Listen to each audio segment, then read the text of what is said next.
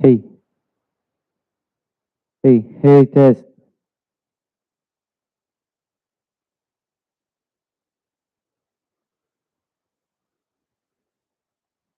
Hey, test. Hey,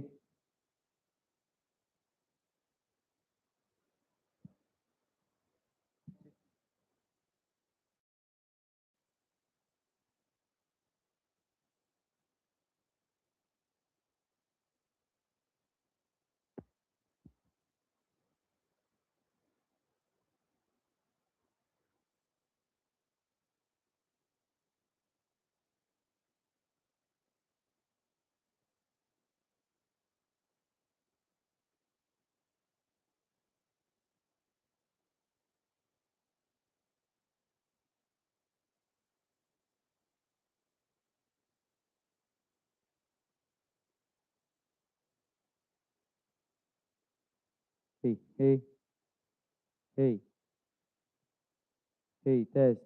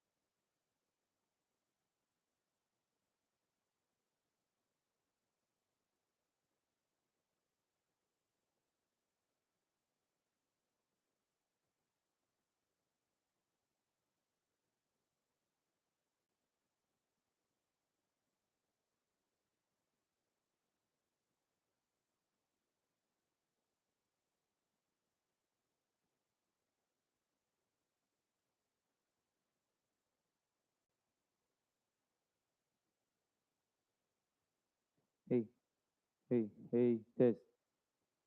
Hey, hey,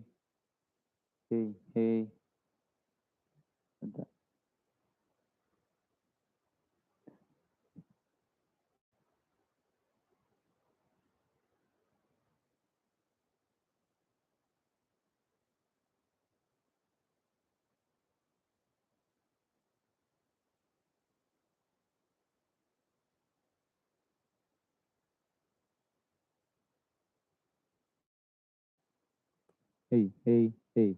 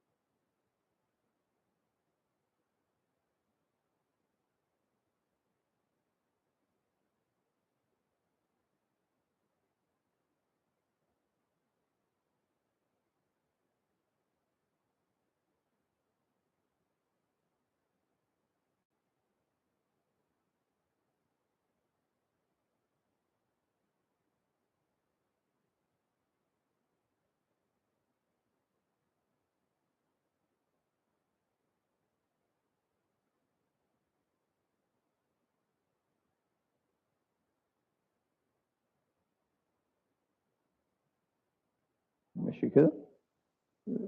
بس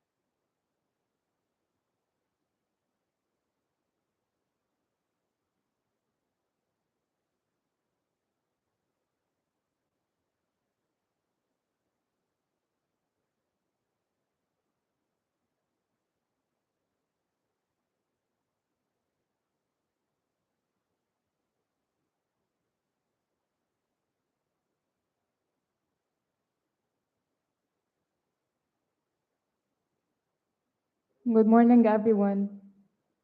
I'm Zaina Youssef, and it's a true privilege to stand before you today as the host of the 35th IMET Conference, the International Association for Management of Technology, one of the world's leading platforms shaping the future of technology and innovation. This year, we are proud to host this remarkable gathering here at Nile University, bringing together an exponential community of thought leaders, ministers, ambassadors, and distinguished international guests. IMET continue to be a powerful space where ideas transcend borders and where the future is not only discussed but created. Please join me in welcoming Dr. Beno Nunes, President of IMET.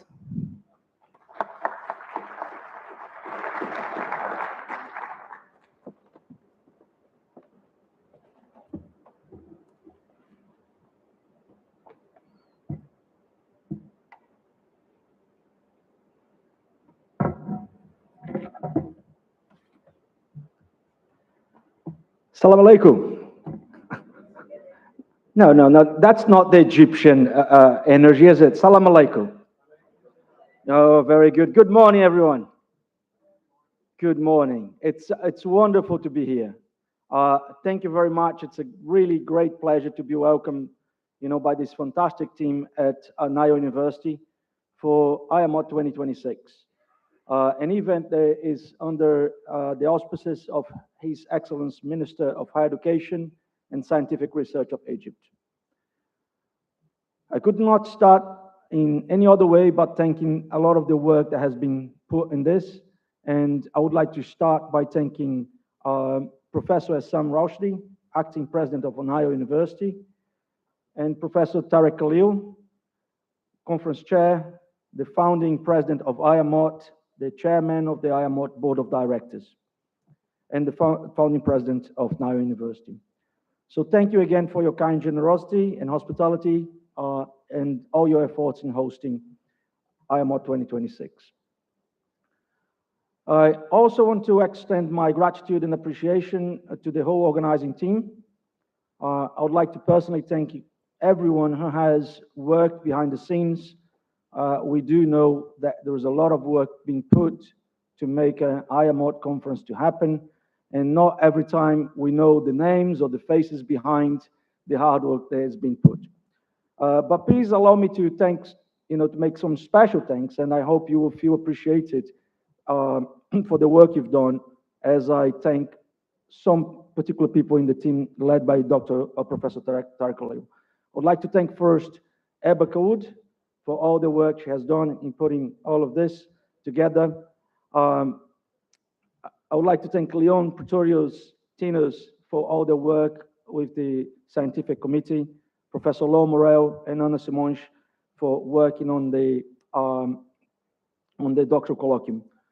Also, a lot of work has been put by the local board members, Nizar Sami and Mohammad Azam. So thank you for leading and creating sessions here, and also all the logistics and all the work done by Omar Zain. Thank you very much. All the work has been absolutely fantastic.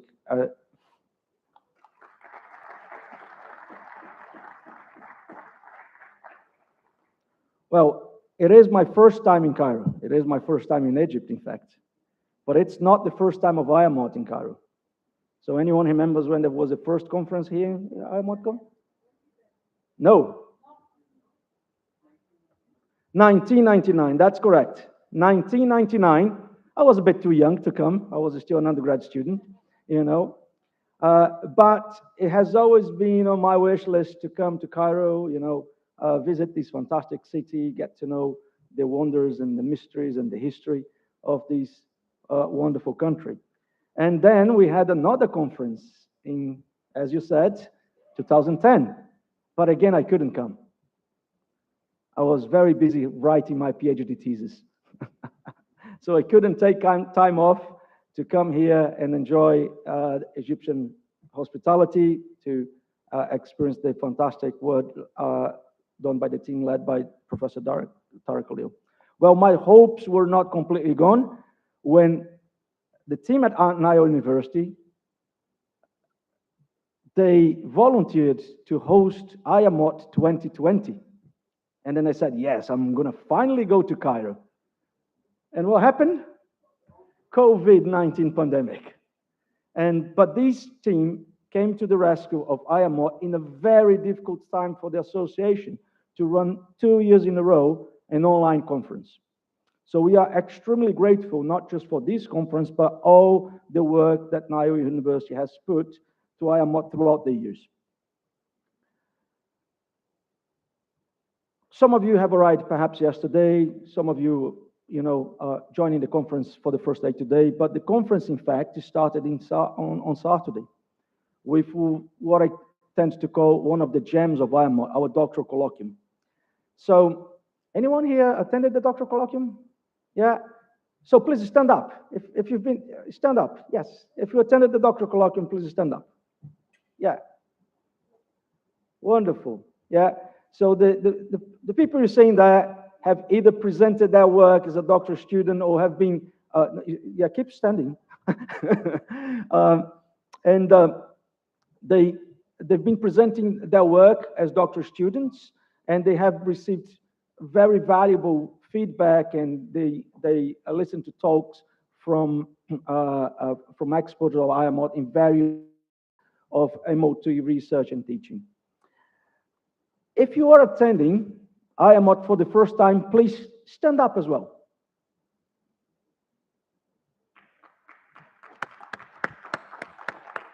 And this is our way to give you a warm welcome.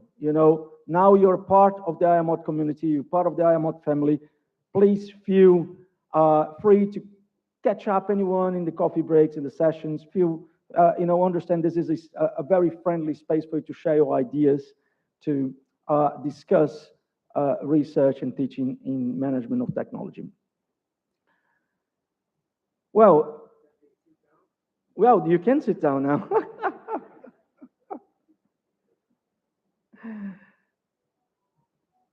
IAMOT 2026 starts with a very interesting combination of themes, from AI application to the Egyptian historical technological development. Tarek, I thought that a longitudinal study, 30 years would do, but you've managed to crack it to 700,000 years. That's amazing. From policy to innovation management certifications. So we're moving from the macro levels, from the policy discussions all the way down to the hands-on aspects of technology and innovation management. So IAMOT 2026, reimagining the possible, the intersection between technology and humanity, will certainly host meaningful discussions for the next 4 days.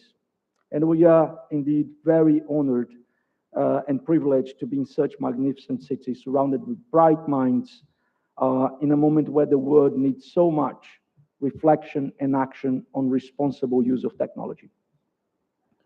This conference in Egypt strongly represents the IAMOT values, the value of global integration, global reach, inclusivity, allowing everyone to join in and participate and improve from wherever they are, respecting different contextual aspects, quality improvement of MOT research and teaching, meaningful relationships and networks, and finally, multidisciplinary academic relevance and impact.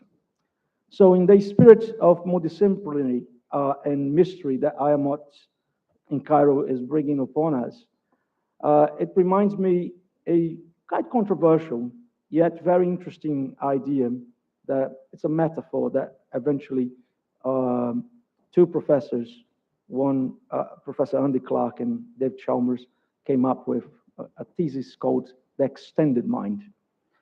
And the extended mind, I do not claim any expertise on that area, but I find it a very beautiful metaphor, which is perhaps very timely for now and for IAMOT.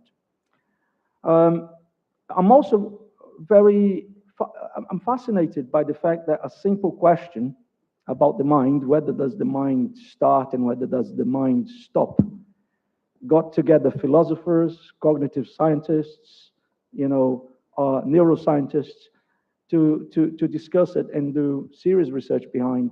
Research that is filled with mystery, but also led by curiosity. And as the name suggests, the extended mind theory or thesis, if you like, or metaphor, if you are very skeptical of it, it suggests that our minds can be extended and connected to objects and spaces. And once you are into that realm, those objects of spaces, they can think for us. So my wish is that IAMOT becomes this space for you. It in the next following days, the IAMOT can you can plug yourself in this wonderful community as you present your papers, as you discuss. IAMOT can start becoming part of your extended mind. And as a Nobel Prize winner, not one from economics or science, or in fact, someone from literature, someone who did not even know that he won the Nobel Prize. Mr. Bob Dylan, if you know, he once said, "The answer, my friend, is blowing in the wind. The answer is blowing in the wind."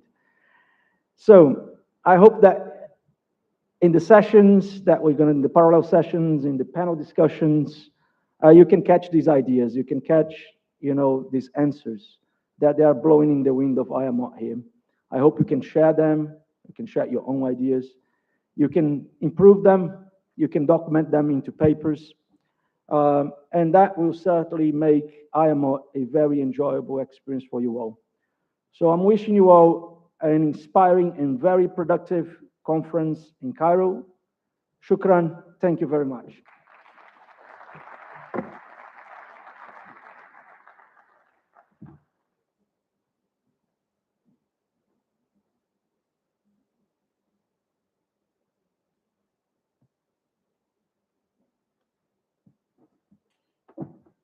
Thank you so much, Dr. Breno. Okay. Now, please welcome Professor Assam Rushdi, Acting President of Nile University.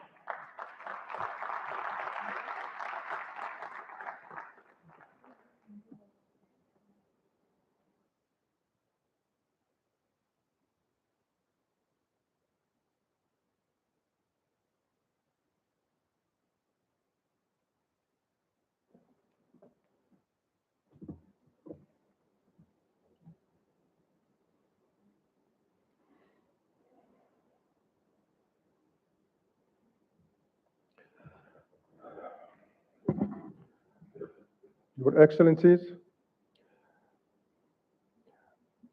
distinguished ministers, esteemed ambassadors and members of diplomatic missions, distinguished members of the IAMOT Board of Directors, honored guests, colleagues, industry leaders, ladies and gentlemen. It is my great honor and pleasure to welcome you to Nile University and to the 35th Annual Conference of the International Association of Management of Technology. To our international delegates, IAMOT leaders, academics, industry partners, and students, thank you for joining us as we gather to explore the intersection of technology and humanity.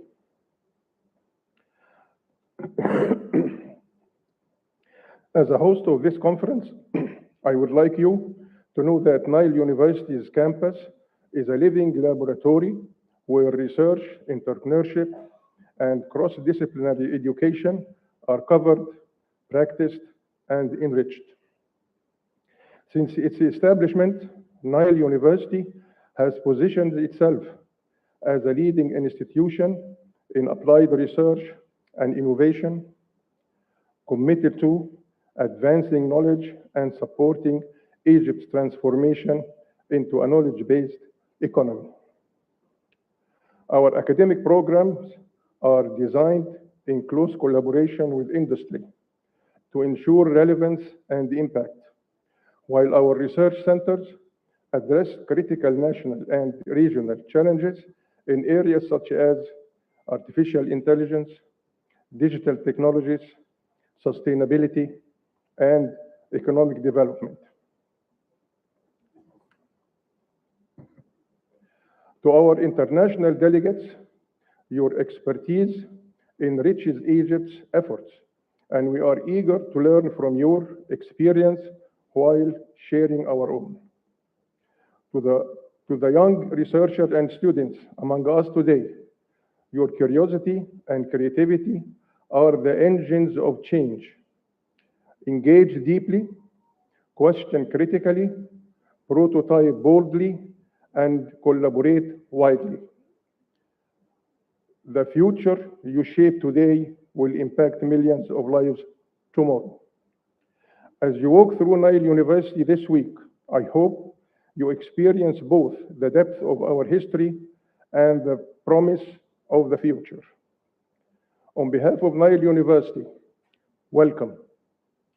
May your time here be intellectually enriching and personally memorable. I wish the 35th IAMOT conference a productive and inspiring program. Thank you.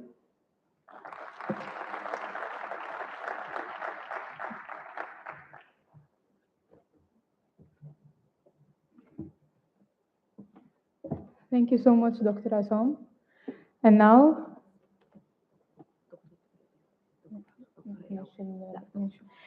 now, please welcome Professor Tariq Khalil, Conference Chair, Founder, and Chairman of the IMED Board.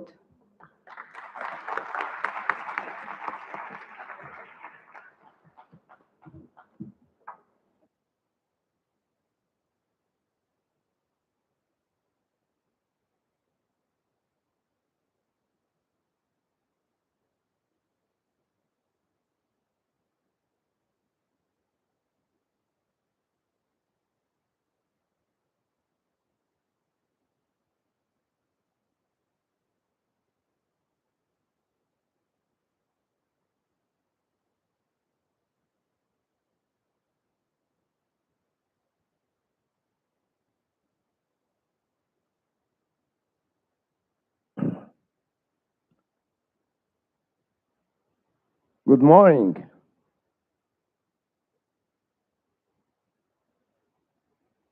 Good morning. Good morning. Welcome. Welcome to Nile University. Distinguished guests, Your Excellencies, Ministers,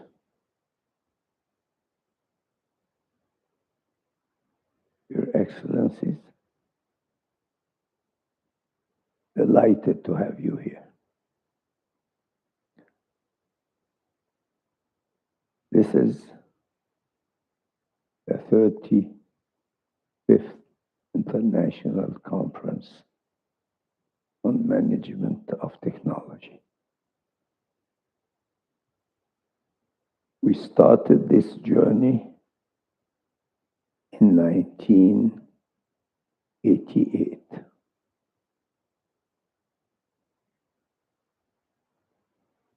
It was a long road to come to here. Let me take you through this journey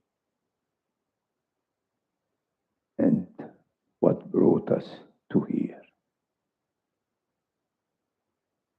Some of you may not have been born yet.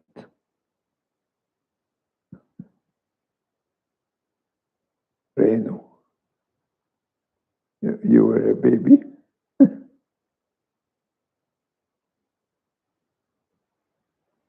Okay, let's see if this thing will work. First of all, the technology may not work. Oh, okay.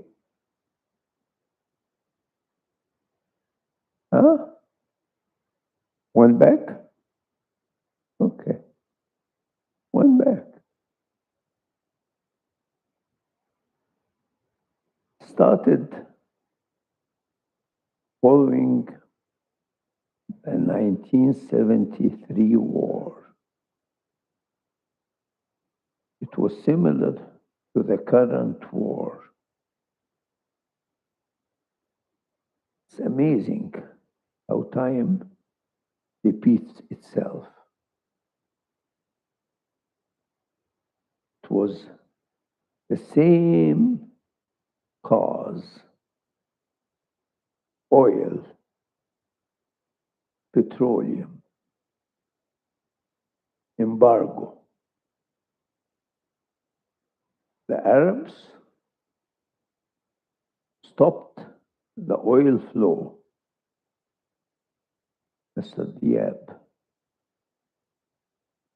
The Arabs imposed an embargo on oil. And the oil went from 1.35 dollars a barrel to $40 a barrel. All of a sudden. Isn't that amazing? And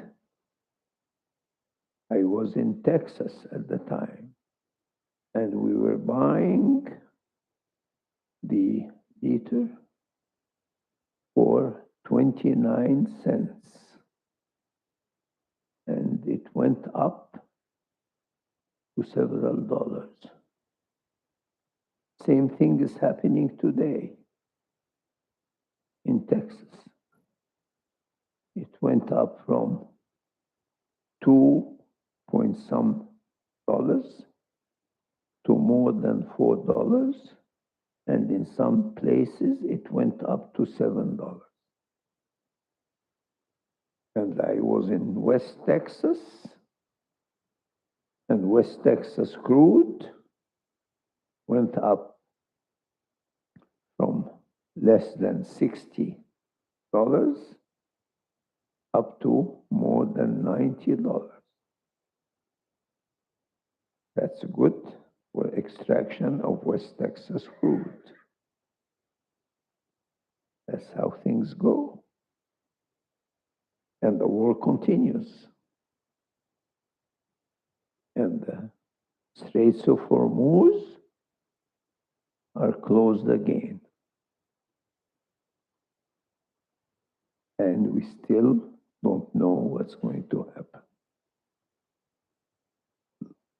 History repeats itself. It's exactly what it is. So, what goes on?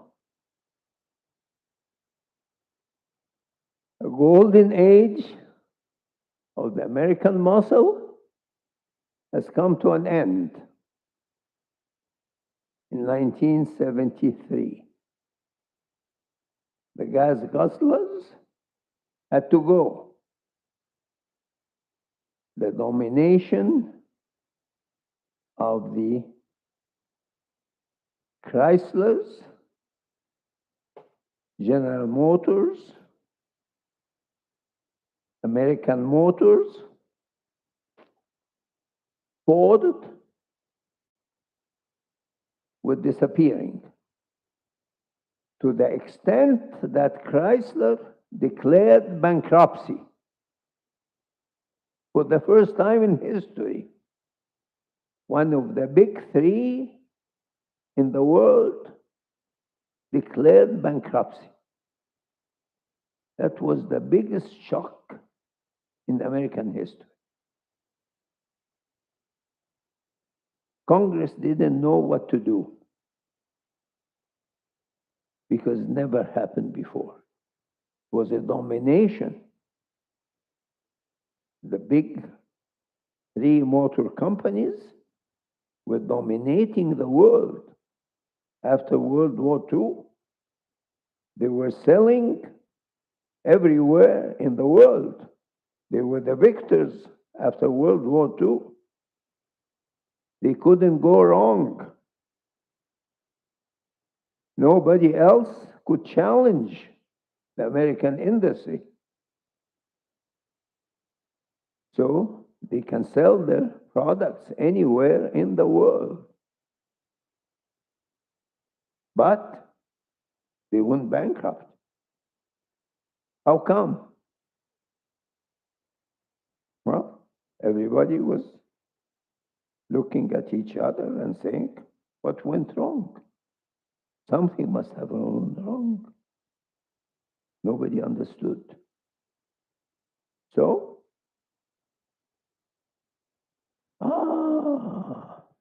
it must have been poor management. Poor management. Why? Because we had the best technology in the world. How come? We just went to the moon. We sent a man to the moon and we brought him back alive. Neil Armstrong just landed on the moon and he came back alive. We had NASA. We had the best technology. And we have the best army in the world. We still do. In the USA, we can beat anybody. We can bomb you to the ground. We still do. Don't you believe it? We can flatten you anytime. We have the best navy in the world. We can blockade you anytime. But we can't open Hormuz.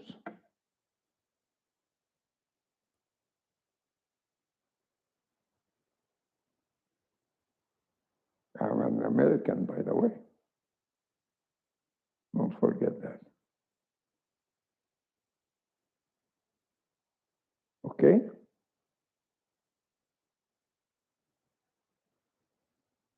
So, what should we do? Let's change management.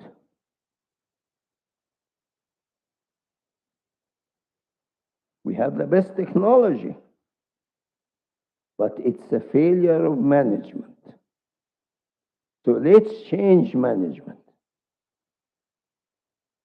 Let's bring someone who can understand something new called innovation. What's innovation? Huh? What's innovation? We have the best technology in the world. We have technological know-how. We have 763 research centers around the country. They do the best research ever. Do you know that? We have the strongest army in the world that have the best technology. Okay? But where? It's in the Department of War. It used to be the Department of Defense. But now it's in the Department of War. But does it arrive to the consumer? Does it have anything related to the market? Nope. There's no relationship to that. It stays with the research center and it stays within the compound of the research center because it's secret. Does not see its way to the market. Why? Because the evaluation is done based on a criteria that evaluates people on the output, not on the outcome. We have the same thing here. We have research centers. We have National Research Center in Egypt. Has 6,000 PhD graduates, professors. You know where the National Research Center is? Does wonderful work. We have several research centers in Egypt. They do wonderful work, great research, great output. What is the outcome? Zero. Maybe not zero. Maybe 0 plus 1. Why? Because when we evaluate on the number of papers they publish. And the number of papers they publish, you can evaluate them by the weight of papers. That's wonderful. But you cannot eat papers.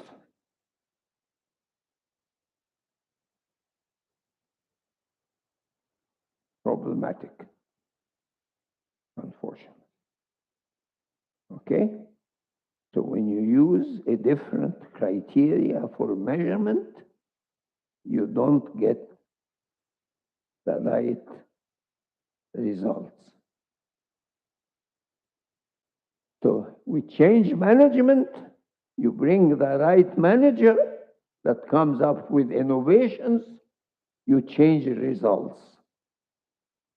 So comes Lee Iacocca for Chrysler. He comes up with innovation. Chrysler is revived. And for the first time in the history of the United States, Congress bails out Chrysler. And before, they do not believe in what's called industrial policy. And the Japanese taught them that there is something called industrial policy. So,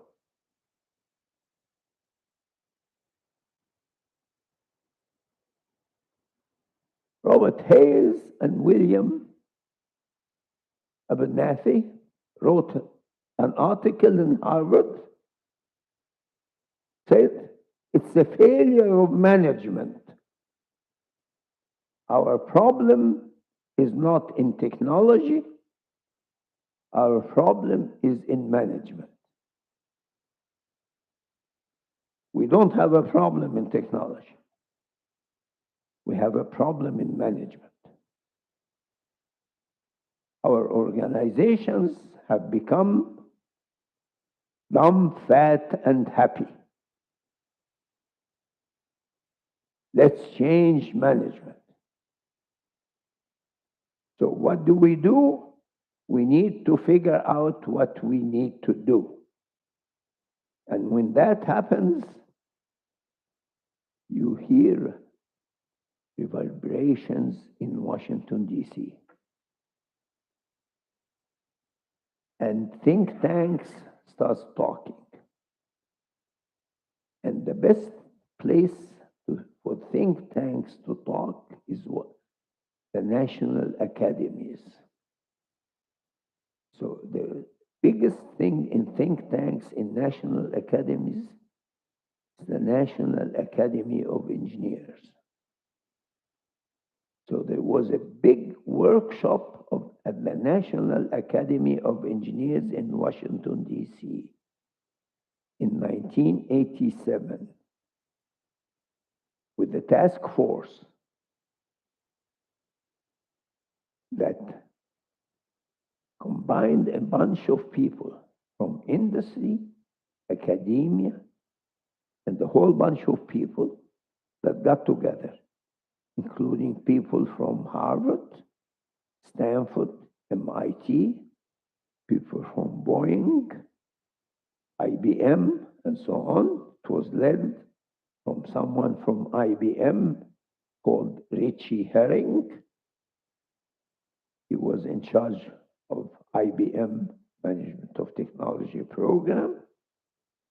And they got together in Washington, D.C., and they issued a report called Management of Technology, the Hidden Competitive Advantage. This is the report in 1987.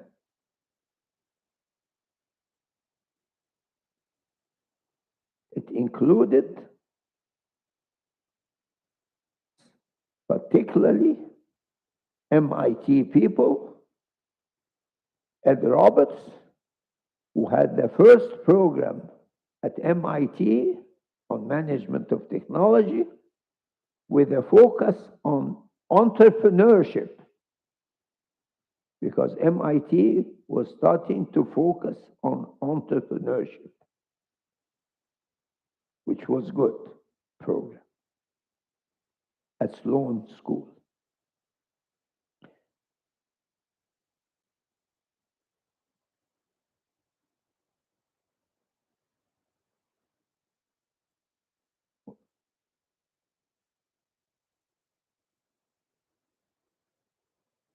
They came up with an idea that engineering schools are graduating good technical people, and business schools are graduating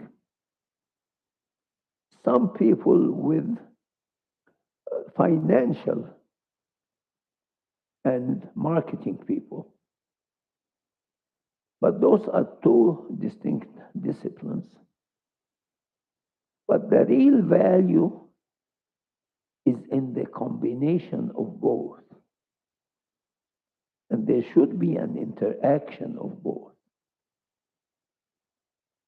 So they could not define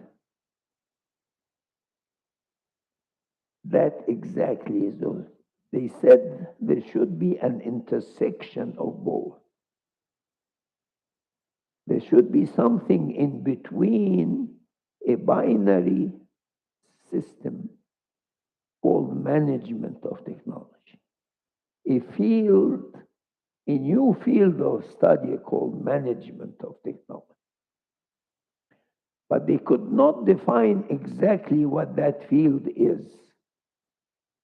That's the field of management of technology. But they did not define what the parameters of the field of management of technology is. And they drew three circles: engineering, science and engineering on the one side, business administration on the one side, and the circle in between called management of technology. So in 1998, we held a conference at the University of Miami under the auspices of the National Science Foundation, which sponsored the 1987 National Academy Conference, to define what the field of management of technology is exactly. And this is the report 1988.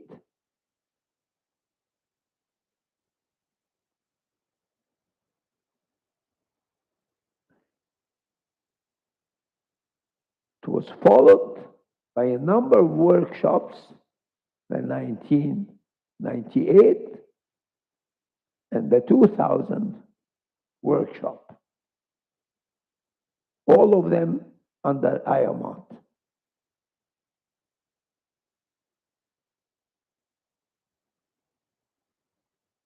This is the original 3 circles that were drawn by the original report of the NAE, of the National Academy of Engineers.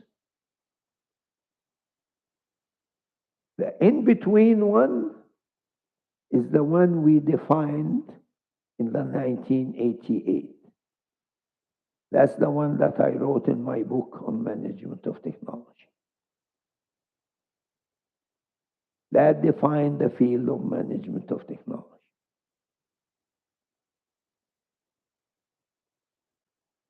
That had complete definition of the field of management of technology. Now let's look at the world today. The world today is different. We have Brexit that was not expected because the European Union created a union to counterpart the USA, particularly after globalization and the GATT, the World Trade Organization, which was globalization. But there was also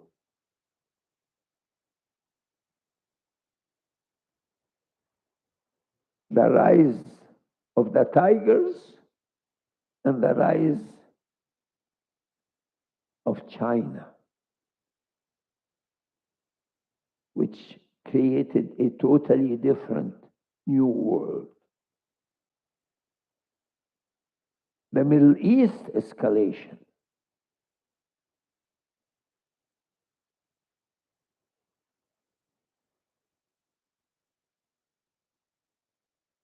cyber warfare.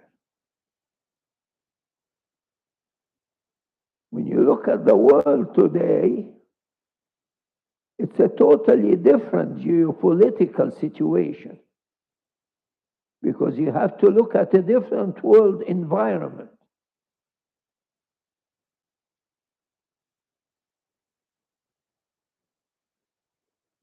I drew the world map in 1999, and that exists in my book that I showed you, to the GDP, to the scale of GDP. When you look at the world map to the scale of GDP in 1999, you would draw it this way. What's the blue one? That's the United States. What's the green one? That's South America. What's this one here?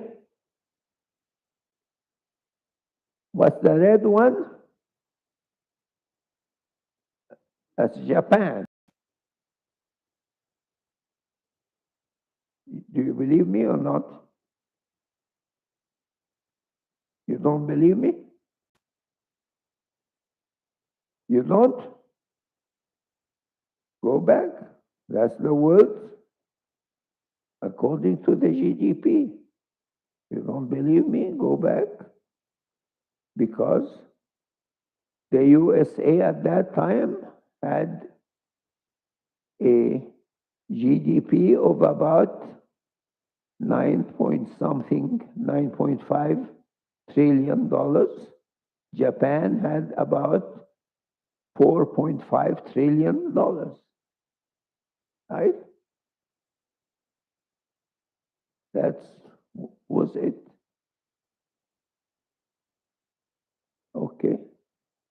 Oh, not yet, not yet, not yet, not yet. 1990 to 2020. The US multiplied its GDP by 3 times. China multiplied GDP 17 times.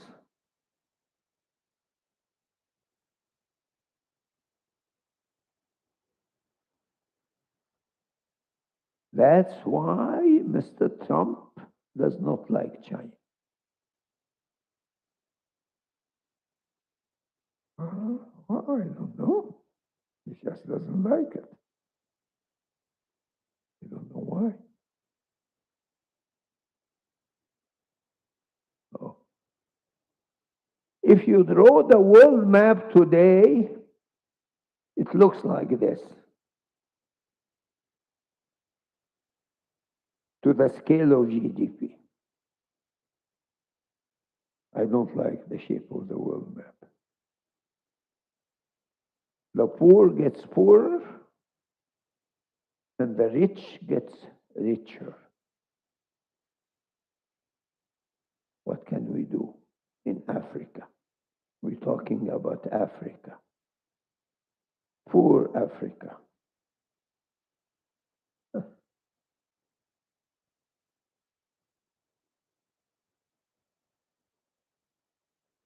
Welcome, Your Excellency.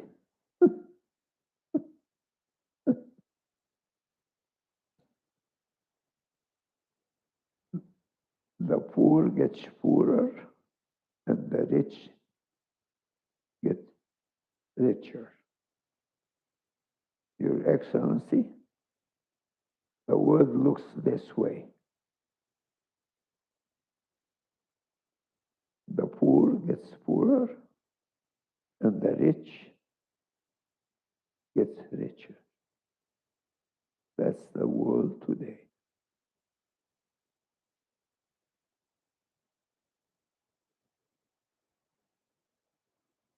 Amazon is bigger than Ireland. Amazon is bigger than Ireland. Apple is bigger than South Africa. Sorry, Tinas. Leon, I can't help it. There's nothing I can do about it. You have to do something about it. Talk to your prime minister or something. Huh?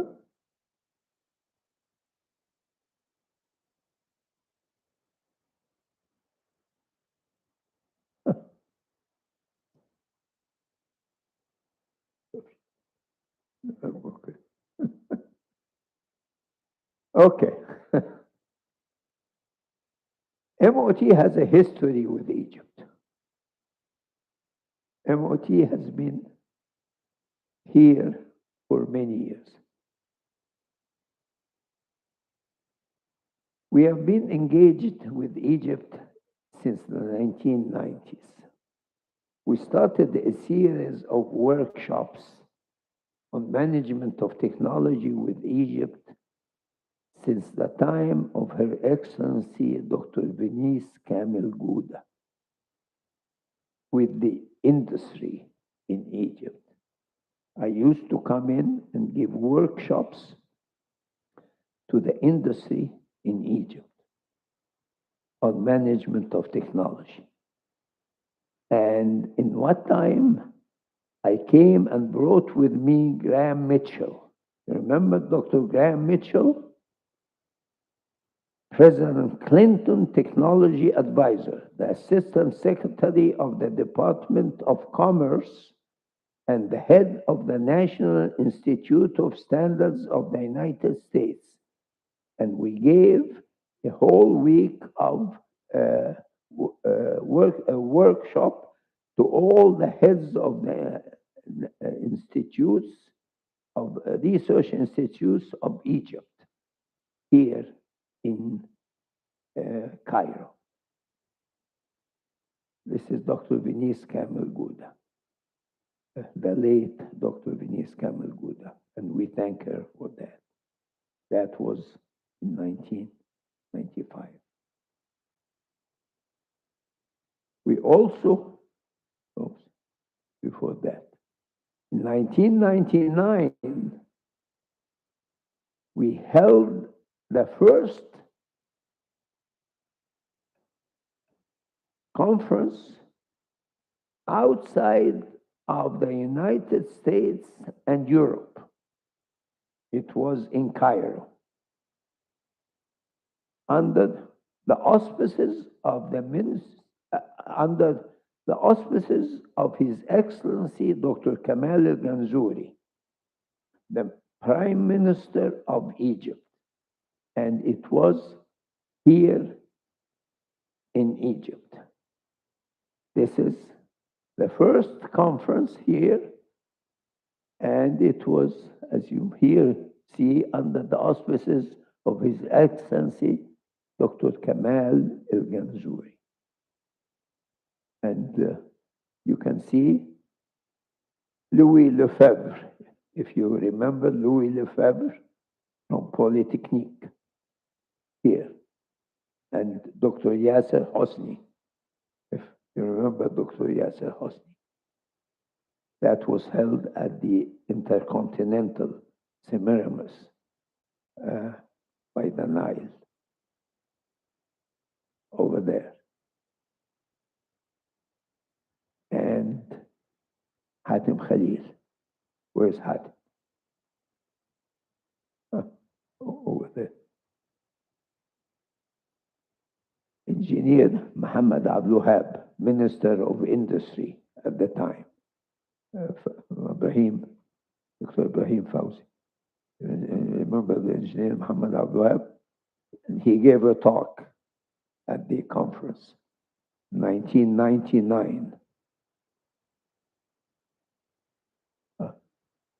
That was a great talk at the time.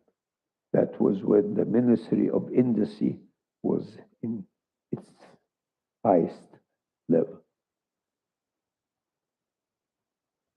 That was history.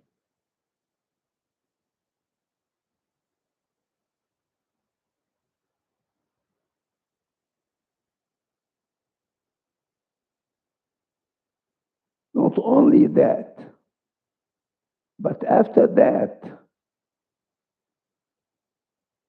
His Excellency Dr. Ganzouri established a higher committee for technology development in 1999.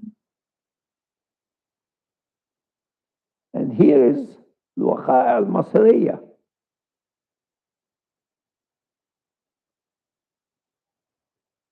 Look at the committee that was established. And it's a permanent committee for high technology.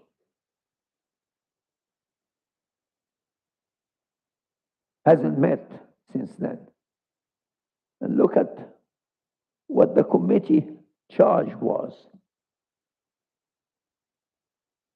If you come to my office upstairs, I show you the details and the projects that were introduced during that cabinet meeting. It was a high-level cabinet meeting in 1999. And Dr. Safwat al-Sharif went out and made a statement, and it's in Al-Ahram, and was attended by Mushir Ghazala and Safwat al-Sharif, Yusuf Wali, and Amr Musa.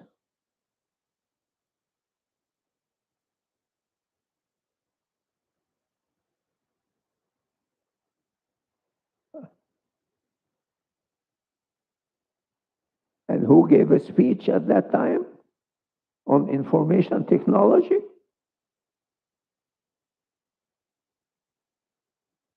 Some of you might recognize him.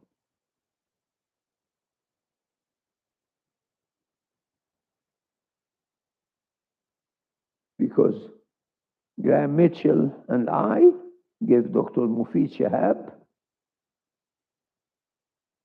a whole bunch of workshops at the Ministry of Higher Education on information technology because it was the dot-com revolution at the time in the 1990s. Then 2010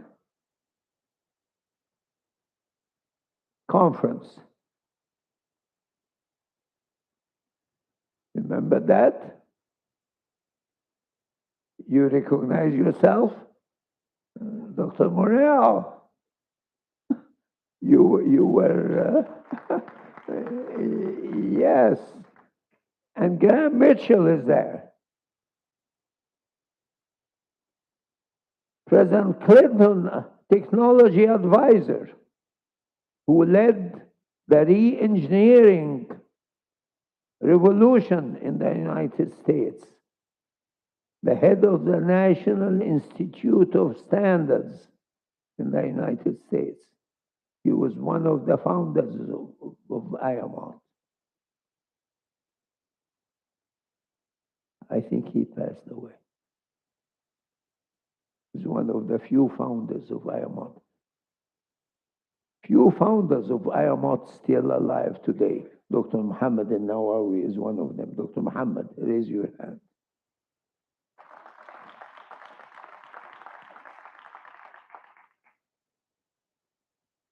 Dr. Yasser Hosni, unfortunately. Dr. Katsi passed away too. Bob Mason is living in Hawaii. He doesn't. Oh, I did that already. It was under the auspices of the late Dr. Tariq Kamel. We thank him for whatever he did for Nile University.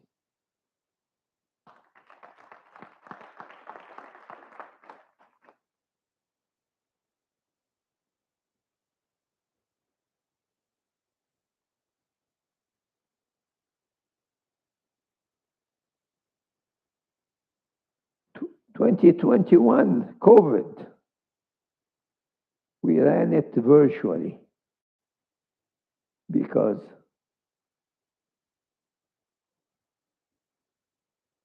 of COVID. Our speaker was Dr. Muhammad Al-Arian. 2022, we ran it with Her Excellency, Dr. Minouche Shafiq, now the Minister of Economics of England, the head of Bank of England.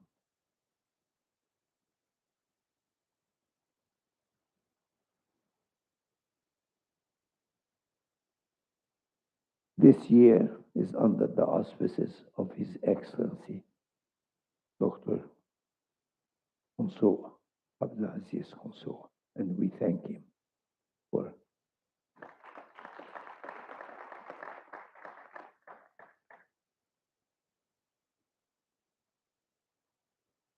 let's build a better, competitive, and resilient future together. Thank you very much.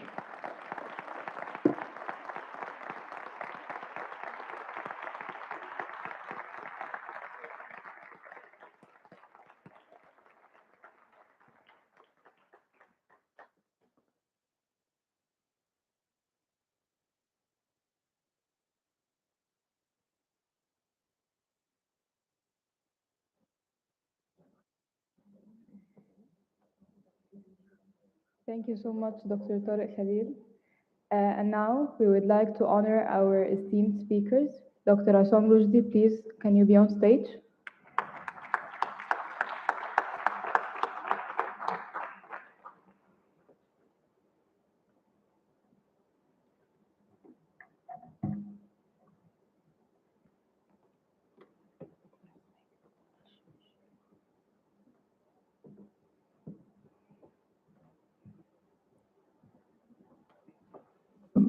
behalf of IAMOT, we are delighted to be here.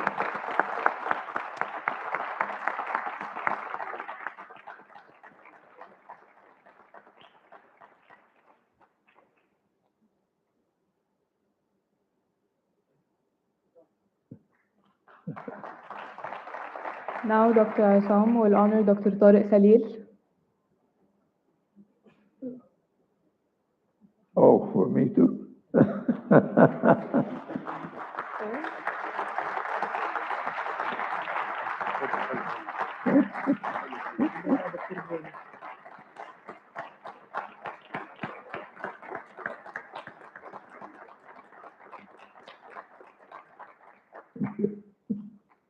Dr. Braino, please be on stage.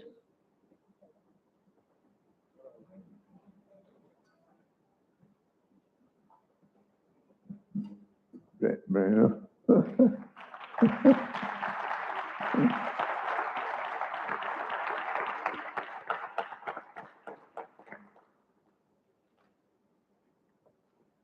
Congratulations.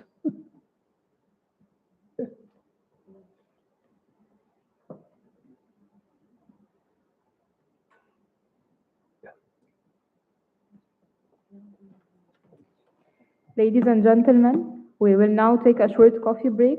Please be back shortly as we continue our program.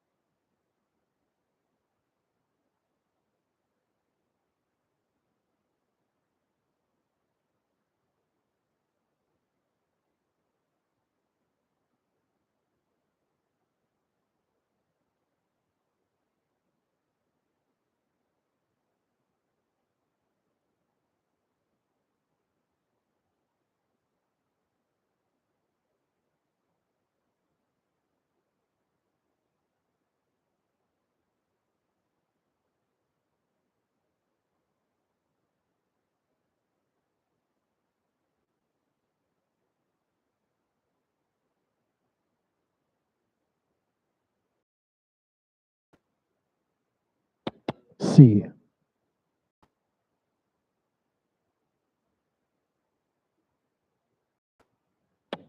C. Hello.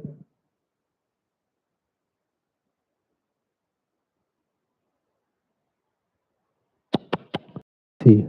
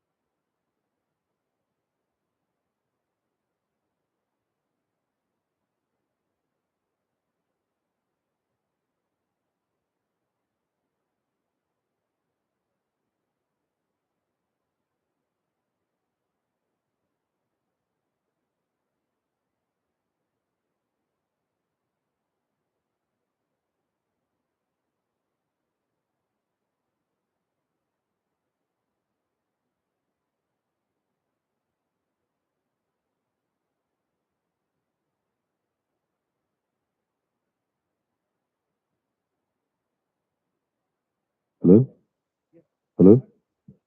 Hello, Tees? Hello? Hello?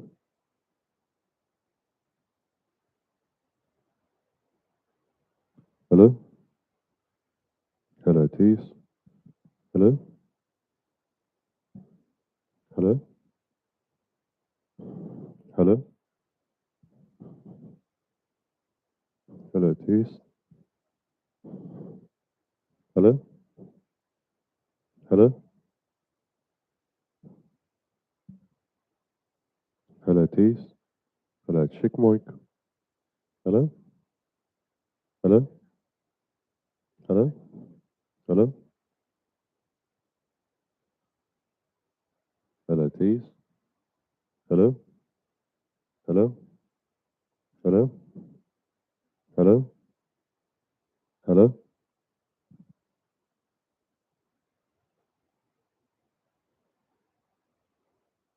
Hello?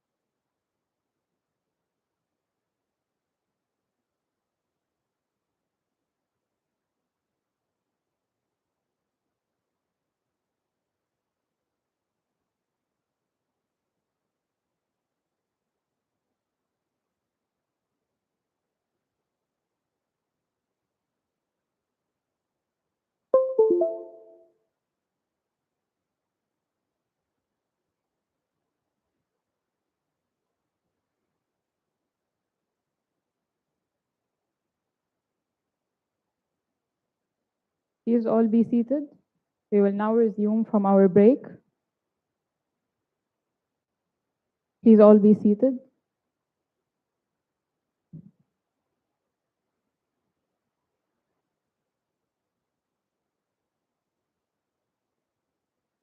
Now, we're with our panel discussion, Managing Technology for Rising Africa, with Dr. Tariq Al-Saadani, Senior Advisor to NU President. His Excellency Ahmad Nazif, former Prime Minister. His Excellency Ibrahim Mehleb, former Prime Minister via Zoom. Engineer Ahmed Al-Suidi, the President and Chief Executive Office of Al-Suidi Electric via Zoom. Shukran. Okay, thank you. Thank you very much. Can you please be seated? Okay, I want to check on online. Was Engineer Mehleb, His Excellency Engineer Mehleb, was able to attend? Okay. Is Engineer Ahmed Suidi online? Excuse me? 5 minutes, he'll be online. Okay, but we'll kick off, and then when he join, we'll. Okay. Bismillah. Okay. Good morning, ladies and gentlemen. How are you doing? Hope you're having a great time here at Nile University. Welcome to what I believe will be one of the most important and exciting sessions of the conference. Africa, you know, with its world youngest population, fastest growing cities, and increasingly connected digital economy, it's no longer waiting to participate in global technology revolution. It's actually reshaping it. So Africa, in our opinion, reshaping this. The fact is, we're having a conference that, like IAMOT here in Egypt, in Africa, you know, is a good testimony for that. Yet, that momentum comes, you know, it has a set of urgent questions that, you know, land squarely on the desks of the responsible leaders in the continent. And how do we build structures that reaches everyone? How can we govern technologies? How can we invest in people? And how we can do all that? So we have a lot of questions that the leaders in the continent needs to take. And these are not abstract questions. These are policy changes. These are stuff that we need to do to make that happen. So today, you know, we chose carefully an amazing panel that would help us navigate this conversation. So I'm really excited and honored to have one, you know, of the most amazing, in my mind, one of the most amazing leaders in Africa of information technology and communication. His Excellency Prime Minister Dr. Ahmed Nazif. Welcome. You know, it's a real pleasure. For, you know, of course, everyone in Egypt knows Dr. Ahmed Nazif, but you know, for our colleagues coming from overseas, and you might heard of Dr. Nazif, but let me give you a glimpse of his background. So Dr. Ahmed Nazif was the Prime Minister. His Excellency was the Prime Minister of Egypt, and he was the first. Before that, he was the first ICT Minister, the Information and Communication Technology Minister of Egypt. He actually, we were during the break, you know, discussing about the history of the ministry. So we're very happy to have him. Dr. Nazif and his young cabinets at that time, he chose a really very, very energetic and young cabinet, industrialist, and that was able really to change Egypt's economy at that time. And they were chartered by the president of Egypt at that time to advance the neoliberal economic reforms, including, of course, privatization, including custom duty reductions and market liberalizations aimed, of course, toward growth. So welcome, Your Excellency. We're also supposed to have another Prime Minister, former Prime Minister, His Excellency Engineer Ibrahim Mehleb. Unfortunately, Engineer Mehleb, the last second, he had like some emergency. We wish him all the best, inshallah, and inshallah he can join us one other time. Engineer Ahmed Suidi is supposed also to join us online because it was a last minute ask. So Engineer Ahmed Suidi will be joining us later in the session. I think someone here I heard said that he's going to join in a couple of minutes. But and for you who don't know, Engineer Swedi is an Egyptian industrialist, and he's currently the president and CEO of Swedi Electric.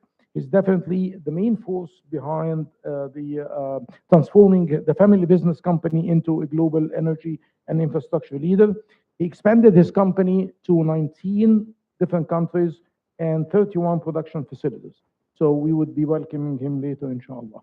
So with that, Dr. Ahmed, can you give us the permission to start? So inshallah, we'll start. So the panel discussion today, the title of it is Managing Technology for Rising Africa.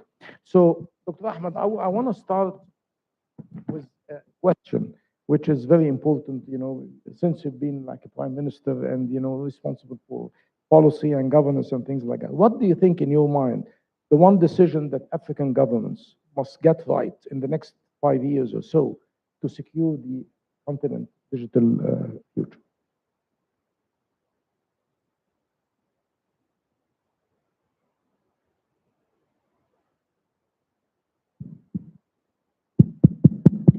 Thank you, Dr. Tariq. It's a pleasure to be here at Nile University and to attend this distinguished conference. Thank you for inviting me. I think this topic is a very important one. Africa as a continent is a rising continent. It's a continent that has a big future ahead of it. And if we look at the geopolitical map of the world today, we can see very clearly that Africa has an opportunity, but also has many challenges. The opportunity comes from the fact that it is a raw continent, but it has a lot of resources. Natural resources, has, from a geographical point of view, a very good position, the center of the world. And it has a young population that is clearly improving with time as a quality, as a human resource. So these are the opportunities that Africa has, as opposed to Europe, for example, which is an aging continent. I see that it can become really a leader in the next 50 years. But having said that, the challenges are there. Africa is still running behind the rest of the world, running after them, but behind the rest of the world in many areas. If you want to build a real information society for Africa, if you want to achieve this digital transformation for the countries of Africa, there are usually 4 pillars that you need to think about. So it's not one thing, 4 things. The first is infrastructure. You cannot transform a country without proper infrastructure. You need power, energy, roads, water, and of course, you need the fiber, you need the connectivity. So that's pillar number 1. Pillar number 2 is the infrastructure.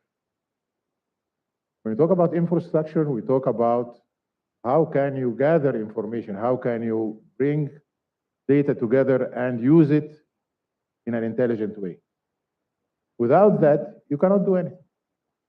Just to give you a few examples in that area, we talk about, for example, how many people in Africa have a bank account? Can you do anything today without a bank account? Can you do e-commerce without a bank account? You cannot. So you need to have that. So that's infrastructure in a way. You need to be able to identify people. In most African countries, many people do not have an ID, let alone a digital ID. I mean, just an ID, a paper that says who he is, proof of identity. Can you do any business on the World Wide Web without proof of identity? Can. So these are things that are taken sort of for granted in the developed world, but it is not the case for Africa.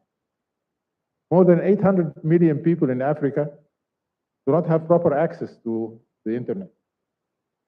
So the challenges are there. So that's the second pillar. The third pillar is the human resources. How do you prepare people to deal with the information age? Before we were talking about literacy and illiteracy. Now it is the illiteracy of the digital age. Can they use computers? Can they use their iPhones or phones? And to what extent? Here there is progress, because even people who can't read and write today have cellular phones. And that's the case with many, many African countries. But still, connectivity is not there. And we're not talking about the big cities in Africa. We're talking about the rural areas, the villages, and all over the place. So that's the third pillar. How do you prepare people? How do you change the education system in a way that can sort of jumpstart and get people ready? Africa has talent, a lot of talent. People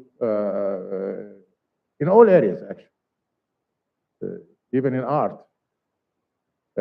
So they are there, and they prove themselves. They go to, when they travel abroad, when we talk a little bit later, I guess, about the brain drain, they prove themselves. We've seen Africans excel in all areas of the world. So that's the third pillar. And the fourth pillar, the industry. You need to be able to attract investment in the areas, in the three areas actually that we talked about here, the infrastructure, in the infrastructure, in the human development. You need to attract investment. You cannot do it alone in the first steps. You need to engage with the rest of the world. You need to make partnerships with those who have already the technology. You need some technology transfer in that area. But at the end of the day, you need to have your inherent industry. You need to have your industry, African industry.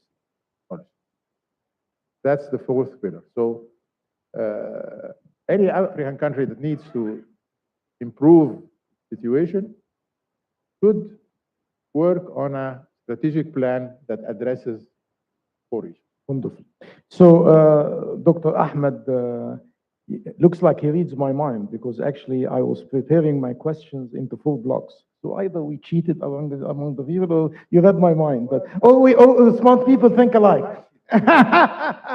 No, actually, Dr. Ahmed exactly hit it on the nail as always. For you who really don't know Dr. Ahmed, in addition to what he did in the introduction I gave, I consider him a real visionary, a real visionary that gets things done. And I personally got the pleasure, to work in Egypt during the period he was the prime minister.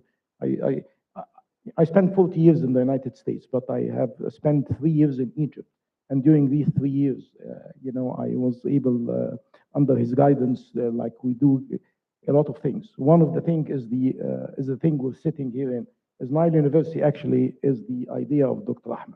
And the idea was, of course, with Dr. Khalil and others, and actually this file, when I was in the Ministry of ICT, I was an advisor to the minister.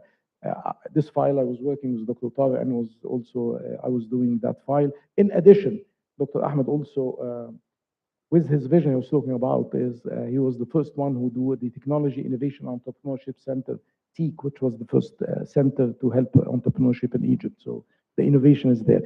I'll take a minute to welcome Engineer Ahmed Swedi. It's wonderful to see you, Engineer Ahmed. I really made an introduction to you while you're not here, and I said everything I wanted to say. So if you hear that I said bad stuff, so don't blame me for that. So it's okay. You're not here, so I can say whatever. So welcome, Engineer Ahmed. Can you hear me? Is Engineer Ahmed online? Can you hear me? I hear you very good. Okay, perfect. Perfect. Okay. So we had the pleasure to introduce you, Engineer Ahmed, and we're very happy to have you. And thanks so much for being with us online. We really appreciate that. I understand you're traveling, so thank you very much. Very good. طب حاجة سمعت ولا لا؟ واضح ولا مش واضح؟ صوت واضح ولا لا؟ I think the sound is not very clear. Can someone see what's going on with the voice? Okay. Okay. We will continue until they get, I think, the technical issues covered. So, Dr. Ahmed, that's wonderful, actually. So let me try as much as I can, split my questions into these 4 blocks and ask about them and get your, detailed opinion. Let's chat about that.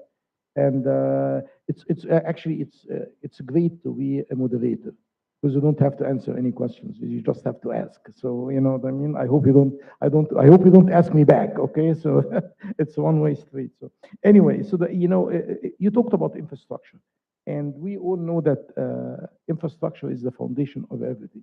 Connectivity, power, data centers, like. We know, for example, how much AI now needs all this amount of power to build these things. Where should African nations' governments, be directing their investments these days? And what should they leave to the private sector in your mind? You've been there and you know how to do that. Okay, so what should governments in the 54 African nations come to do, and what should the private sector do? I believe that the infrastructure specifically is an area for the private sector, mostly. The governments traditionally have had, their fixed line operators, those people and they really didn't prove to be the best way to develop infrastructure quickly. For example, in Egypt, we had for a long time what was called Arento at one point in time, which was the Hay'a Qawmiyya Lil-Salat, and then it became Telecom Egypt. But the problem with that is, of course, it is a monopoly, and it is run by government people. So it's not the mostly people. When we introduced the mobile operators in Egypt, we first had one mobile operator. And for a few years, the number of subscribers stayed at around the tens of thousands. Once we introduced a second operator, the number jumped from 10,000 to 10 million. Once we introduced the third operator, the number jumped from 10 million to 60, 70 million. So now we have full coverage today because there is an industry, vibrant industry. It is. To do that, you need to change the government role from being the operator to being the regulator.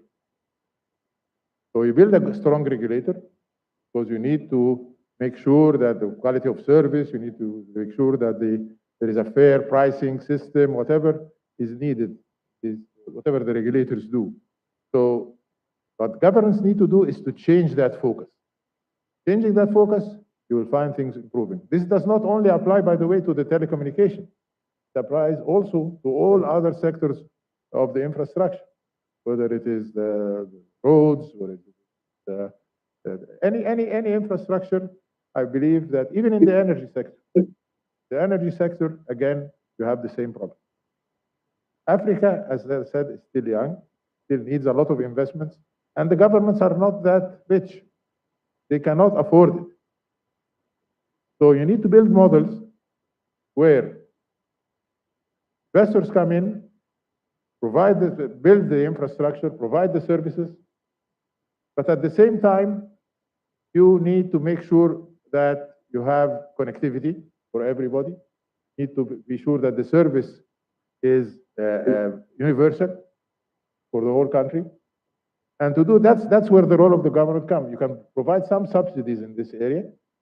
And from my personal experience, what you provide the subsidies is much less than what you provide when you're the operator.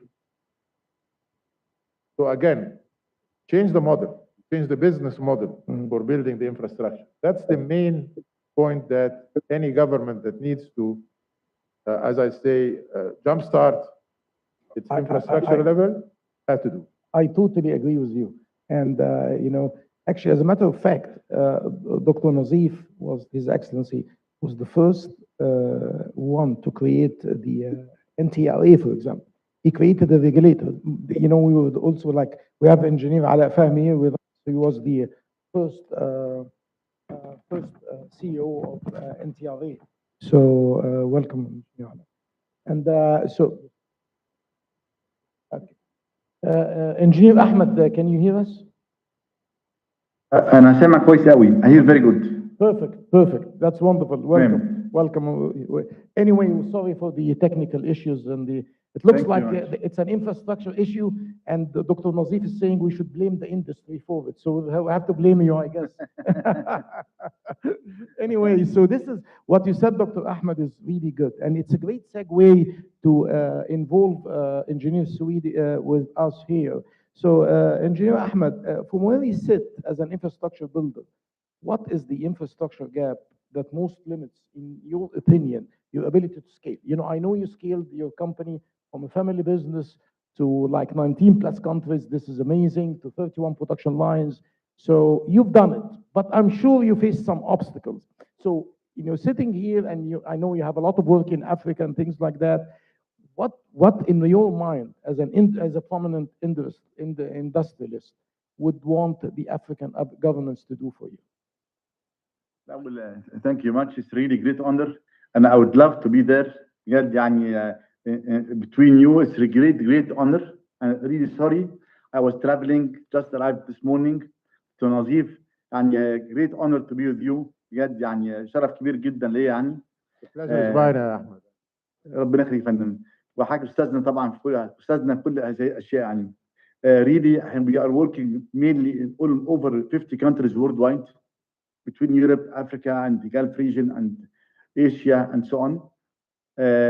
Really, we have been focusing a lot on Africa in the last 20 or 30 years.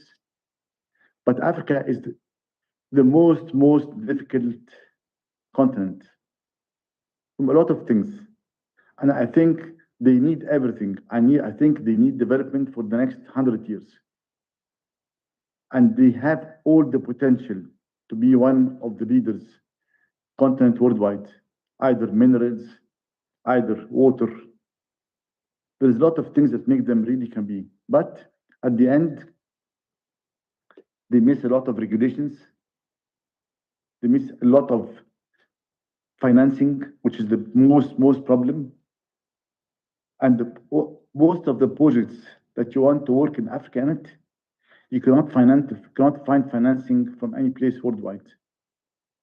Because of this, mainly our business in Africa focusing. If we are able to bring financing for one country, we focus on this country. But without this, I think it's a bit difficult, because they need everything and they don't have the guts and don't have the financing for such things. And the regulations is not clear, and the decisions making for such tenders or decision making for such projects, it can take years and years. Because of this, as an example, when the tender was made for the Nile hydropower, which is 2,150 megawatt, with around $3 billion, the project, the tender was there. It was pushed by our president to bid, which was very difficult. We bid. In 6 months, they placed the order to us. In less than 5 years, the project is running 100%. Why? Because Tanzanian government have the will, have the guts, have the financing to make such a project not to be delayed one day. Even it was much more efficient and much more speed than Ethiopian dam. So I believe that there's a lot to do. Egyptian companies have great potential. They can do a lot in Africa, but I believe the most important is regulations and financing, which is, I think, can stop everything. Yeah, that's a really good point, actually. And you know what? I'll take take it back and go back to Dr. Ahmed. So that's, Please. yeah, so that's a very, actually, Engineer Sudi made a very good point. And so he was, you have been a prime minister, and you were a minister before, and then a prime minister, and things like that. And you know how the budget works, okay? وزارة التخطيط or وزارة المالية or whatever, at that time, the Ministry of Finance or Ministry of the setting the budget, the whatever. So if you're a minister or a prime minister, and how would you convince people, okay, that they're responsible for the budget? How can you convince the minister responsible for the budget is that investing in digital infrastructure is even more important than the traditional, infrastructure? I think, we heard Engineer Swede, you heard other. So how did you, first of all, I'm sure you faced that as a minister, and then as a prime minister, you were able to do things. So give us your experience. Well, it will differ from one country to another, because there are countries in Africa that are really poor. They don't have the budget anyway. Other countries, like Egypt, for example, had the resources. So it is a little bit different when we address, especially sub-Saharan Africa and these areas. There are two solutions to this, or two opportunities. One is that the African Union has set up a strategy for the digital transformation of Africa. You can find it on the net. It's a 50-page thing. And it has all the right things. And as a result of that, it's called 2020 to 2030. I think it was prepared in around 2018. So that's there. The good news about this is that the World Bank adapted this thing and has allocated, I think, 10 billion, if I'm not mistaken, $10 billion for its implementation. So there are means of finance, especially for the poor countries in Africa, to jumpstart them in this area. So that's one thing. The other is, in my opinion, and we started it here in Egypt at one point in time, is to get the private sector to finance it, but give them the revenue. So that's called PPP, public-private partnership. So you allow them, you want to build a power station or whatever, well, let them build it, own it, and operate it, and share the revenue, or even take the revenue, for that matter. They pay taxes anyway, so that's one way to do it. Now, that means, as Engineer Swede said, that you need to change the regulatory structure. That's the most important part. If I'm a decision maker, this is where I will focus. Change the regulations. Allow this to happen. Put the right mechanisms for it within the government. And to do it, you really have to build new infrastructure within the government itself. Yes. I mean, the current bureaucrats will not do it. Yes. Africa is young. Lots of people, lots of young talent. Use them. Build the regulators. Free up the country. Allow investments to pour in. That's the only way, because yes, as Engineer Swede said, Africa is rich in one way. It has resources. He mentioned water. Water in Africa is abundant. But who's taking it to the end user? Nobody. Same applies to the telecommunication, applies to the energy sector specifically, and the roads. So that is there. The strategy is there. It needs to be implemented, and it needs to be financed. That's where it is. By the way, the United States has allocated for that strategy, again, with the World Bank, I think something like $350 million. Yes. So there are opportunities there. That was the Biden administration. I don't know if Trump kept it or not. No, he took it. Don't worry about that. No, he took away US aid, so I'm not sure if it's still there. But I mean, he has America first. He doesn't have Africa first. So, but at the end of the day, Trump first. That's okay. there are opportunities. Finance should not be an obstacle. There are opportunities there, but as we know, capital does not go unless it guarantees that it. Yeah, it has an ROI, you know, everything has to have an ROI. رأس المال Yes, جبان يعني. yes, So, exactly. at And the end everything of has the to have day- an ROI, you know. At the end of the day, and I agree with also Engineer Ahmed that Egypt has a big opportunity, a big role to play with its African sister countries. I remember we went to Sudan once and you had some investment there or something like that. There was a cable. We have really big investments around the 4 or 5 factories in Sudan. We have been working there since '99, and but of course, after what happened in the last 2 years, it was really it is really very sad. Yes, it's unfortunate, but Very sad. but we've proven ourselves that we can lead Africa. Egypt and other North African countries can lead the way. South Africa as well. South Africa is very well advanced and Yes. it has its resources. So, and I know we have some South African friends here with us. So the Cape to Cairo corridor should be revived. Wonderful. Very good. Okay, that's wonderful. Thank you both. So let me now move to the my second block of questions. You know, I want to talk about as this, you know, maybe I'll change the pillars a little bit order, but I want to talk about emerging technologies and AI. And I remember here a story, and I was telling Dr. Ahmed about it in the break. During the break, I was telling him, you know, when I graduated from the top engineering school in Egypt, Ain Shams University. Second. No, the top, and I meant it. And I was trying to do my master's. I was like working in the university, and I was trying to do my master's in AI. And unfortunately, there was no one in Ain Shams University at that time working in AI. So they said there was a new professor coming from Canada or the United States, you know, who's done his PhD in AI and from Cairo University. And they mentioned the name of Dr. Ahmed. And the only thing that stopped me was that he's coming from the second best university. You know, Cairo University was not, you know, I said, you know, I'm going to go down a little bit. No, joking about that, but this to tell you that Dr. Ahmed really knows about emerging technologies, AI, from very, very early on. I'm talking to you about 1985 when I graduated at that time. So Dr. Ahmed at that time, you know, he was working in emerging technologies and AI. People believe, by the way, that AI is just was last year.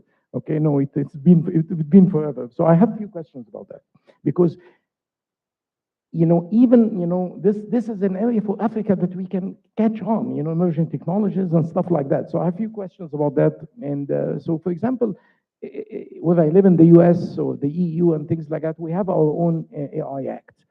China has its own framework. Do you think there's a time, we talked about regulations before in infrastructure. Do you think African nations should build their own AI governance models, or risk being, you know, a follower as always, or, you know? What do you think?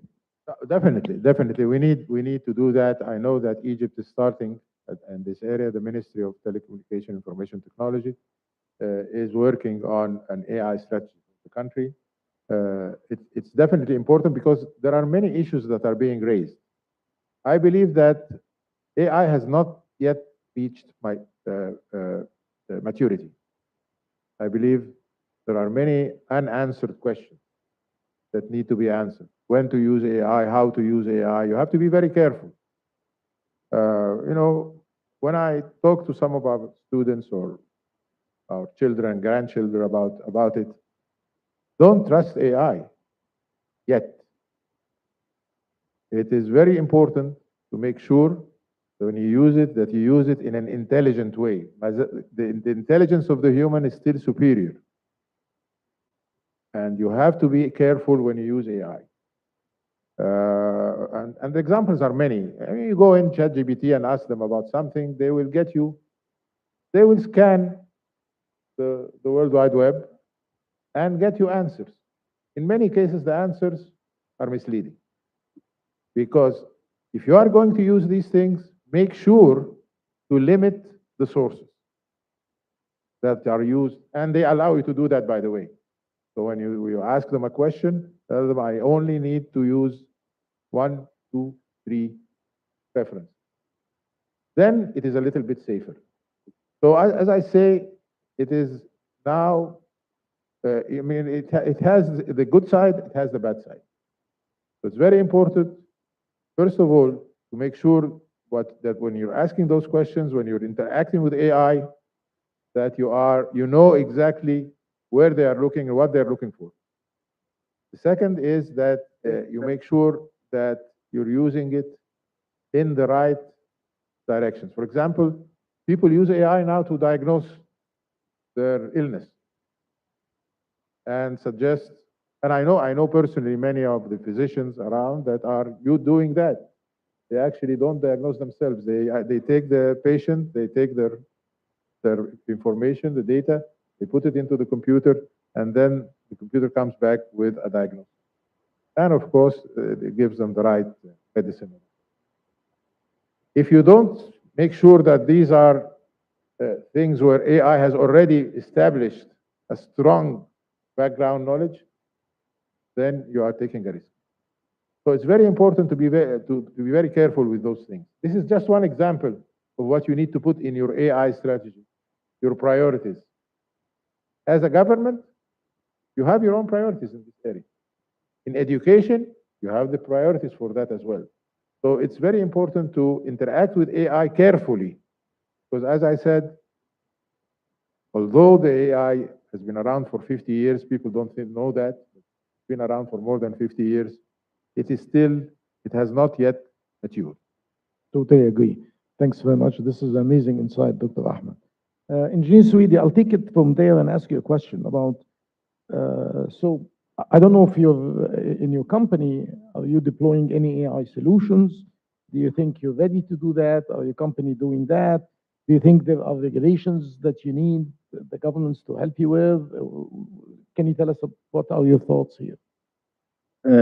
Thank you very much. طبعا أحب أضيف على to add to what Dr. Razif said, but as a company, our company is almost 40 years old. And until now, the average age in the company is around 34 years old. Average all over the company. So every year we are recruiting almost 10% the number of the overall company, young generation, new graduates, and put for them great investment in 1 year to upgrade them to be able to be in 3 years to be managers. I believe working without AI now is impossible. Impossible. Why? I think it's a must in any place, in a company, in an organization, in a country, everywhere. But when you discuss even Egypt as AI, using AI in Egypt, I think it's a bit difficult. Difficult because AI is focused on complete information all over the country, linked together. If you don't have the data very well organized and data linked all over the country, like the company's ERP, I believe it's difficult even to interfere AI. For this, we have a system which is controlling the whole group of the companies worldwide.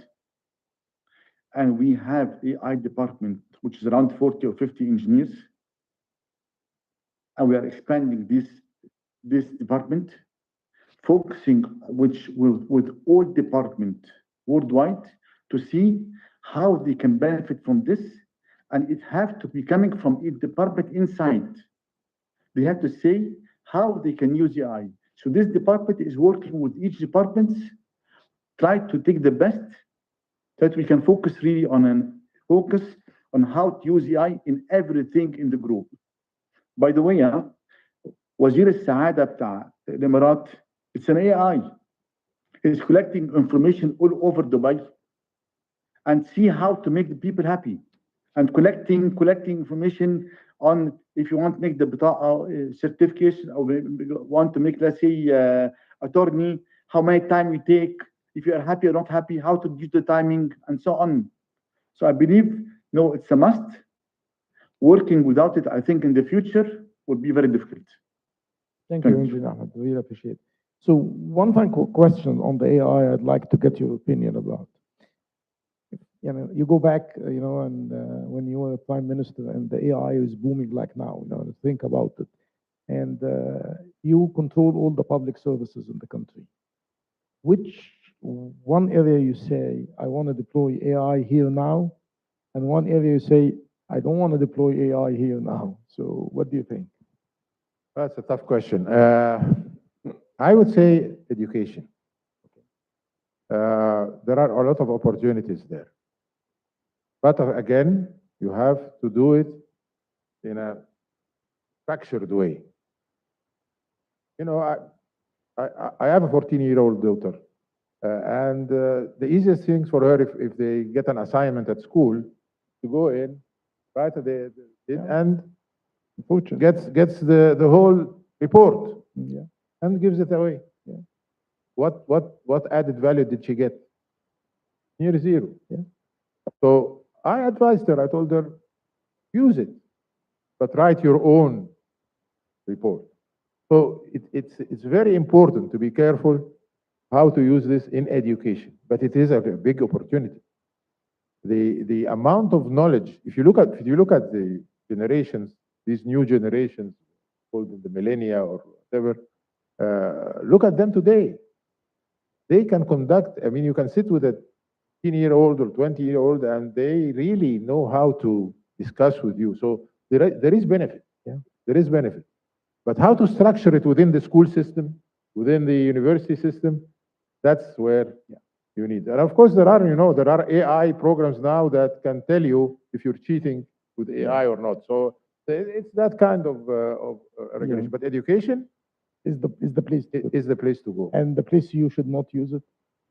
War. I totally. That's a very good point. We are at war. The world is at war today, and we're what seeing we're what's seeing going is, on. Yeah, that's sad. AI at its worst. Yeah, it's sad. What happened in Gaza? AI at its worst. Unfortunately, you know, one other point here I would add to what both Dr. Ahmed said and Engineer Suidi said is AI is hitting.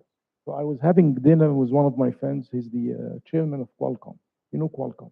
So Mark McLaughlin is the chairman of Qualcomm. He's a good friend of mine. We know each other from the industry. And he was telling me, Tariq, believe it or not, I've been in the industry for 50 years. It is the first time in my life I don't know what we're going to be doing, how we're going to be doing with our workforce. People are, I was a senior executive at Oracle. We were very, very careful at that time when I was there, early 2000, when we fired people. Today, for example, Oracle, one of my friends over there, one of the senior executives, told me they fired 15,000 people, laid off 15,000 people over email. So it's going to hit us. Again, we have to start people in the industry. That's why people are a lot talking. I do a lot of consulting about that, by the way. But people talk a lot about that because we have to see how this would affect overall. It's like when the industrial revolution happened. People had to change the things they know. Again, I want people to look at AI, unfortunately, in my mind, as tools, mostly more than anything, as Dr. Ahmed was trying to say. It's here to help you. It's not here to replace you. And that's how we should, in general, inshallah, people think about that. Anyway, let me jump to another area now, to the third area I have here in mind. One of the extremely important things to build economies is startups. I personally think I'm a product of startups. I wouldn't have done anything in my life. I had 4 startups in my life. One of them, we were able to take IPO in NASDAQ in 2000. Two I sold, we sold and were acquired, and the 4th one failed. And the one that failed, I learned more from it than anything else, which tells you how important is actually success and failure in everything. So anyway, for technology startups and investment climates,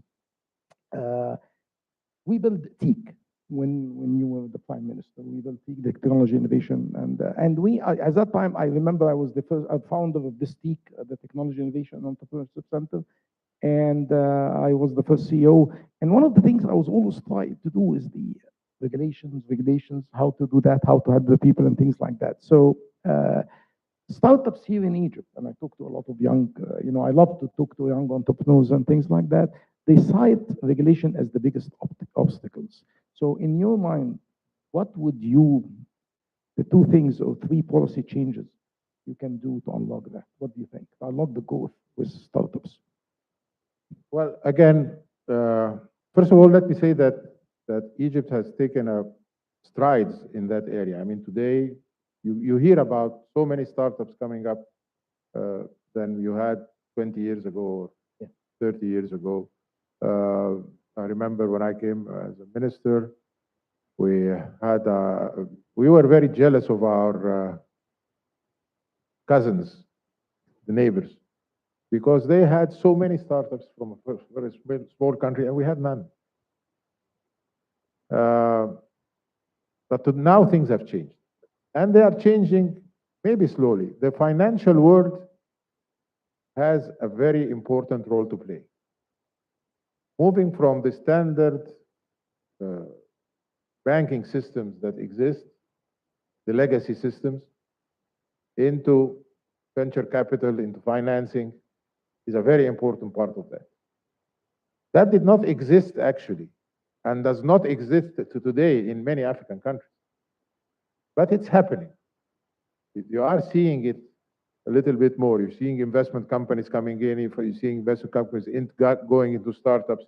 You're seeing entrepreneurship centers that are budding around in the area. I know that we're here at Nile University. They had Nilepreneurs, for example, and others are working on the same. So you're seeing the beginning of a budding industry for startups happening.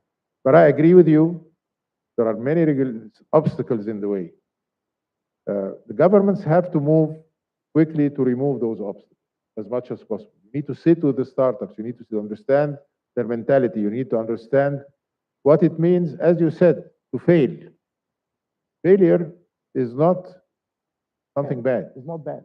Not Exactly, bad. yeah. I remember when I first went about 40 years ago, lived in Canada and the US in the area, and I was very surprised by the way they deal with failure. You write it in your CV. We didn't do that here. We used to hide our failures. Yeah. Because when you look at his CV and see how many failures you had, you know that this guy has gone through, has built expertise, has learned from their failure. This is a different mentality. This is a different way to look at things. Our regulatory system does not allow yet, especially in the financial sector. This is a very important part. Yeah. You have to allow it. You have to change your taxation system to allow this to happen, to see how you can allow people to recover. Yeah. And the legal system and the bank. Not put them in jail. I mean, if you fail, you put you in jail. That's not going to be the case. Yeah. You need to make sure that as long as people are sincere, doing their work, and then they fail, that's okay. Yeah. Give them the second chance. That's a very important part of what you need to change as a mentality first, and then as a regulation. That's wonderful. Really, really wonderful. Because when people were asking me about exit strategies in startup, there is always like IPOs, which you go initial public offering. There is always acquisition, and people stop there. I said, no, there is a third one. And also I was to Egypt. I said failure. You know what I mean? You have to really exit gracefully in terms of as bankruptcy, whatever. When you call it venture, it's a venture funding. It's not. This is not like money you're lending someone. I'll go to you, Engineer Ahmed, and ask you about that because you're an entrepreneur. I consider you took a family business, mom and pop shop, and you turn it into a global industry. And you worked a lot in Africa, as you said. You've seen a lot between the good intentions of the policy, a gap, huge gap, and the reality on the ground. Can you discuss that a little bit? This is really, we can see it everywhere in Africa, everywhere. And what is mentioned and on the ground is totally different. And I think this is mainly the main problem, that there is not a clear vision for each country. Where do you want to go? Where is the real targets for the next 5 years or next 10 years? And what is their priorities that they want to reach, priorities for the country and for the human being? Because at the end of the day, the government, the main interest is that the citizen have better future, better income, good job, and living in a healthy way. And this is never done except by a very clear vision for the country for the next 5 and 10 years. We can see this, by the way, we can see this in Rwanda.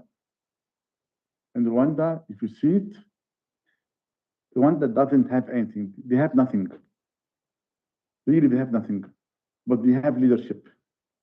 This leadership transferred the country from nowhere. And if you go there, you will find big difference between Rwanda and a lot of other African countries. This is because of the vision of the leader, and the whole country is walking on the same path to the same direction. Thank you. Yeah, that's wonderful. Yeah, everything, remember we were talking, Of course, leadership is everything important. starts with vision. Everything starts with vision, yeah, as we were saying. Okay, so we're sitting here in an education campus, and one of the pillars discussed is education. And we have a lot of educators around us, between scientists, researchers, and teachers or educators or whatever. To be frank, our education system, was not in Africa. I'm talking about Africa in general, maybe Egypt. By the way, I'm very proud to be African. When I introduce myself, I will say I'm a Muslim, Egyptian, Arab, African. And people look at me and, you're not black. I said, no, you guys don't understand. Not Africa, they are not black, but that's okay. So, African education systems, they are not really designed for the digital economy. What do you think we should be changing in terms of curriculum, funding models, PPP, as you said? What's your take about education? As the highest ranking official in Egypt at one point. Well, this is a big challenge because unlike what people may think, education should be free. It costs money. There is nothing free. So how do you balance this in poor countries, countries that are emerging? Let's call them emerging, a polite way to say poor. How do you spend education? Where do you spend on it? As I said, when we talked about the infrastructure, we said, leave it to the private sector. But the private sector will not spend on education. So education and health, these two are really the responsibility of the government. That's where your money should go. You're collecting taxes, that's where your money should go. Most of your money should go there. When I see a country, I look at its balance sheet. That's what I want to see. I want to see that they're spending the tax money mostly on those two things. This is not happening in most African countries today, unfortunately. But that's what we need to do. We have to spend on education because it costs money. You need to build. One of the biggest challenges that are facing these countries today is the brain drain of the staff, university staff. They leave because they get better jobs, maybe even in the same country, but in industry. And you face this a lot in the IT sector, for example, or clearly.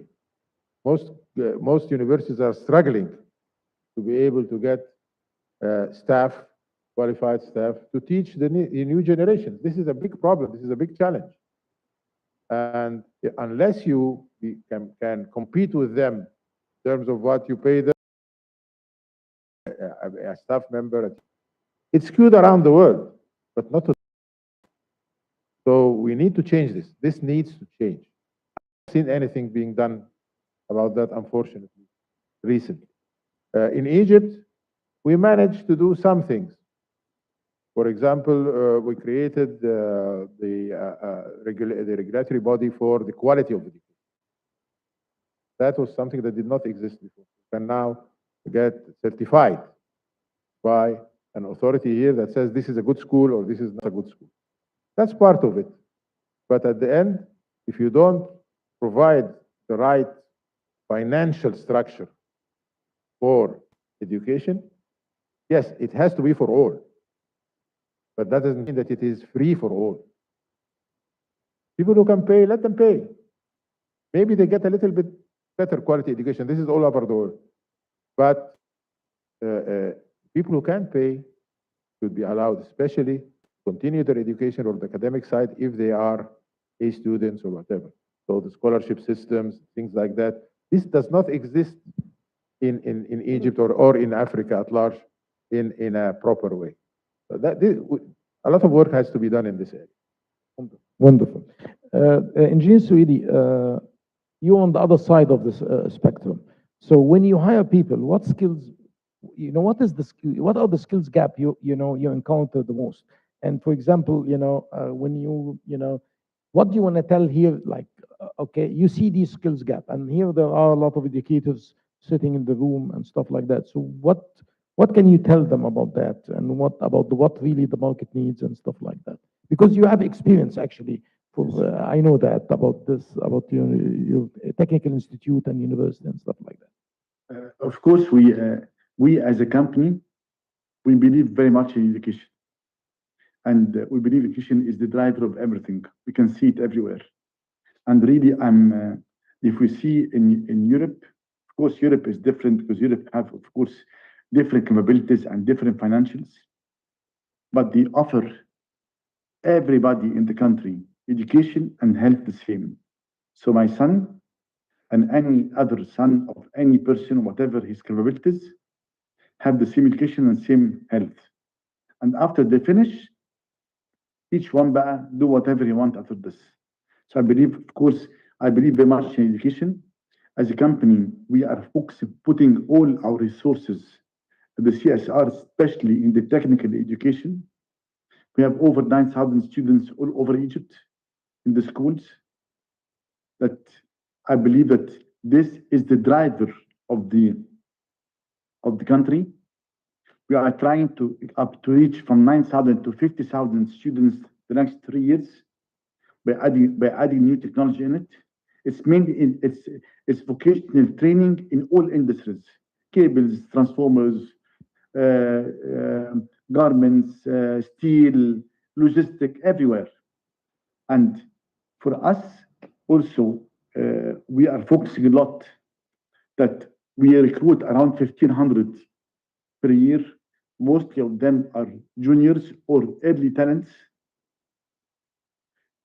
10% will be experts who have a bit more experience, and 90% are almost fresh. But we focus very much on these students that they have the will really to grow. They have a good idea about AI, about IT, about digital. They can really think, because the most important that they think freely.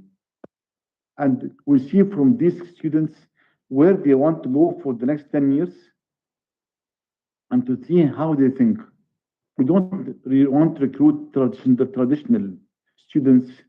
No, people who are really able to think and able to change the future and able to help El Swedi for changing, because we recruit young guys or just graduated really to tell us what to do for the future, because they think better than us. Wonderful. Thank you. Thank you for this amazing insight. So before I open up questions for the thing, I think I have one final question. I'm, intrigued to ask. I'm going to ask it for both of you, but everyone can, try to answer it from his vantage point. In general, Your Excellency, from your vast experience as a Prime Minister and Engineer Swedi as a prominent industry leader, if someone today from the officials, from government leaders or policymakers or whatever, or even industry leaders come to you and ask you one thing they should do differently, what would that be? Education again. Education again. It's imperative. If you don't prepare the next generations to meet the requirements of the digital age, you will fall back. Governments are not in Africa are not yet, including Egypt, by the way, giving enough focus to the educational system. What about you, Engineer Ahmed? Yes, I'm with you, of course.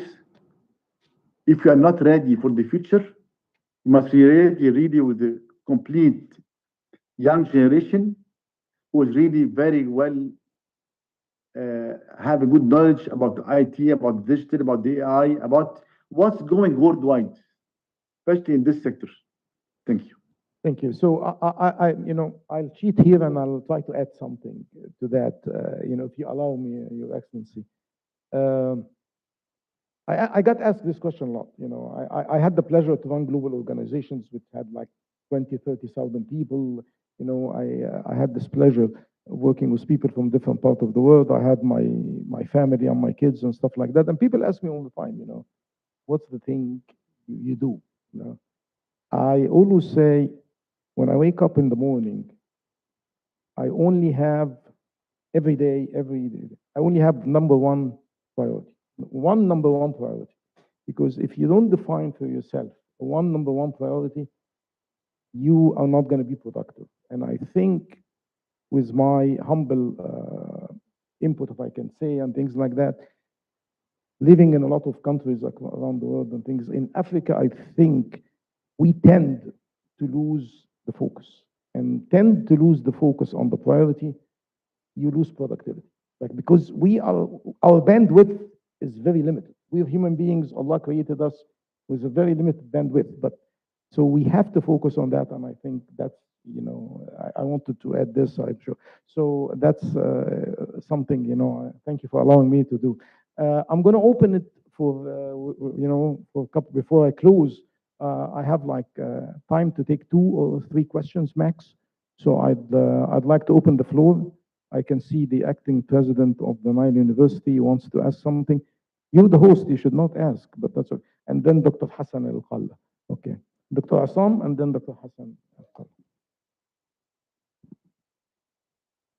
I hope it's a good question, Dr. Assam, so that you don't...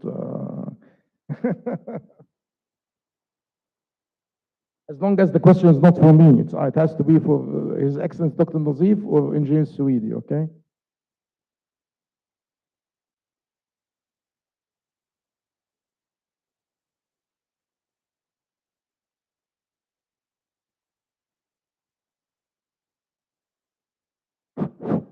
Yeah, thank you very much.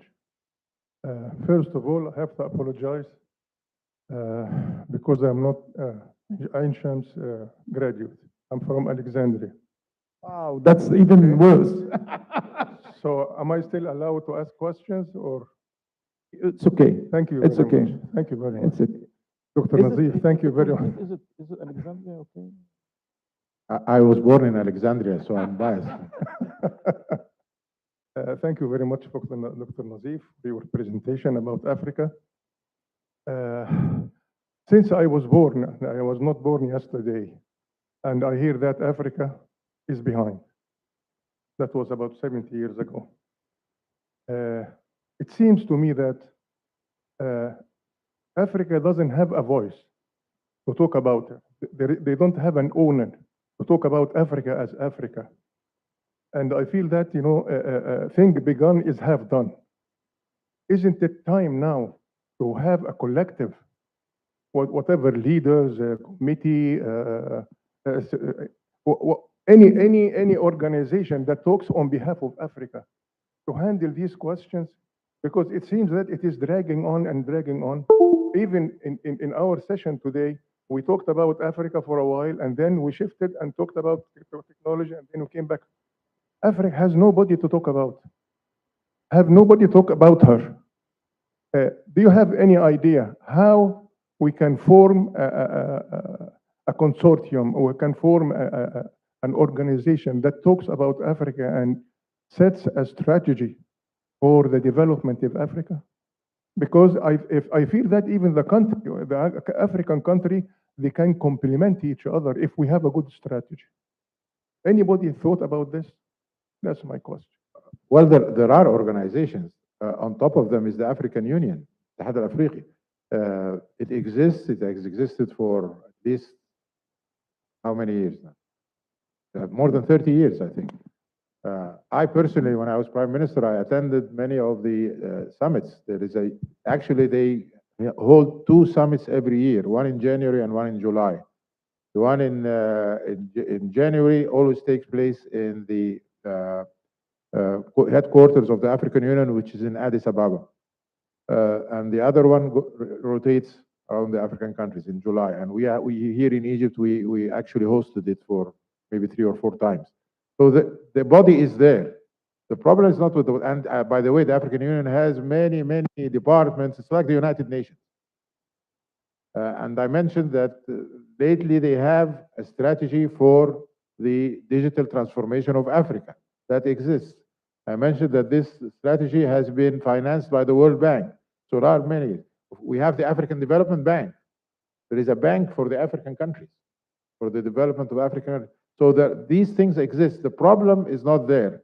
The problem is in leadership, is in getting a unified vision for Africa that can be implemented. I've seen the strategy and I've read it. It's about 50 pages. I think you should read it. It's very good. It's well written, actually. And it addresses most of the things we've talked about today. It's there. So there is nothing to invent. It's the mechanics. How do you translate this strategy into projects, active projects? And some of them are happening. I remember we were dreaming about the highway from Cape to Cairo. That highway at one point was a highway. It was actually something for trucks to move. Today we're talking about fiber as the way. And it is being done. We've talked about energy and getting the energy grid of Africa together. We now have an energy grid, by the way, that connects the Mediterranean. So all the North Africa countries are connected in one grid, and they are with the south of Europe as well. So things are happening. We don't know much about them, but I think that we are on the right track. African countries' economies are growing faster than any other economies in the world today. So there is light at the end of the tunnel, in a way. But still, as I said in the beginning, there are many challenges. Hassan? Dr. Hassan first, yes. His Excellency Dr. Nazif, I witnessed the start of the great development for information technology in Egypt while you were in the Majlis al-Wuzara, Markaz Ma'lumat Majlis al-Wuzara. And you started then, and with God bless his soul, Dr. طارق كامل, مراكز المعلومات في الوزارات المختلفة. It's almost like 40 years or 35 years. And looking to all those years, I would have expected the outcome or the situation in Egypt today to be like Bangalore or other Silicon Valley or other great centers in the world. Why we did not achieve that great vision then, and what has been done? مش كلام في السياسة يا ابني. That's difficult. Well, I disagree. I don't think we have not achieved. We have, and I'll give you one example. The business process outsourcing. This was a new concept at the time. We've seen it in India. India became the place to have business process outsourcing. They've made a lot of money out of it. It became one of the pillars of their economy. So we decided to go into it in Egypt. And we did. And in 2010, Egypt was ranked among the top 5 BPOs, and the best it got was number 3 around the world. So we were providing services on the net. We're the 3rd ranked company in the world in providing these services. Today, we have a very good industry, still thriving, it's still growing. I would say tens of thousands, if not more, of young Egyptians are doing that on the net today as we speak. So So there are successes. Some of that have happened. We had a setback definitely in the last decade or so, 15 years. You know why. But I don't think that setup affected this sector that much. Still growing, it's still happening, but it takes time. I'm optimistic that Egypt will have its role in this area. I'll give you another example. If you look at the ID, we're talking about the ID systems and Raqam al-Qawmi and these kinds of things. Without this, we could not have today those kinds of government online things that we have. You can renew your licenses, you can renew your ID, you can do a lot of things on the system. The ministry has the Industry Development Agency, TIDA, which allows you to confirm the identity. They have the electronic signature. So many of the infrastructure that has been built is growing and is being used, but it does take time. So be optimistic. It's going to happen. Yeah. No, this is I can attest to one thing which Dr. Ahmed said, specifically the BPO and the business process outsourcing and outsourcing in general and support services or whatever. In early 2000, I was an SVP in Oracle. I was running global product services, and I had like 10,000 people in India, and we opened a center that had 2,000 people in Egypt. And internally, no one knows that, but I can say this now. When we always do like comparison between the different centers across the globe, but in a couple of years after we opened the Egyptian center, it was always ranked the highest, among internally, higher than India, higher than Philippines, higher than others. So we build an industry.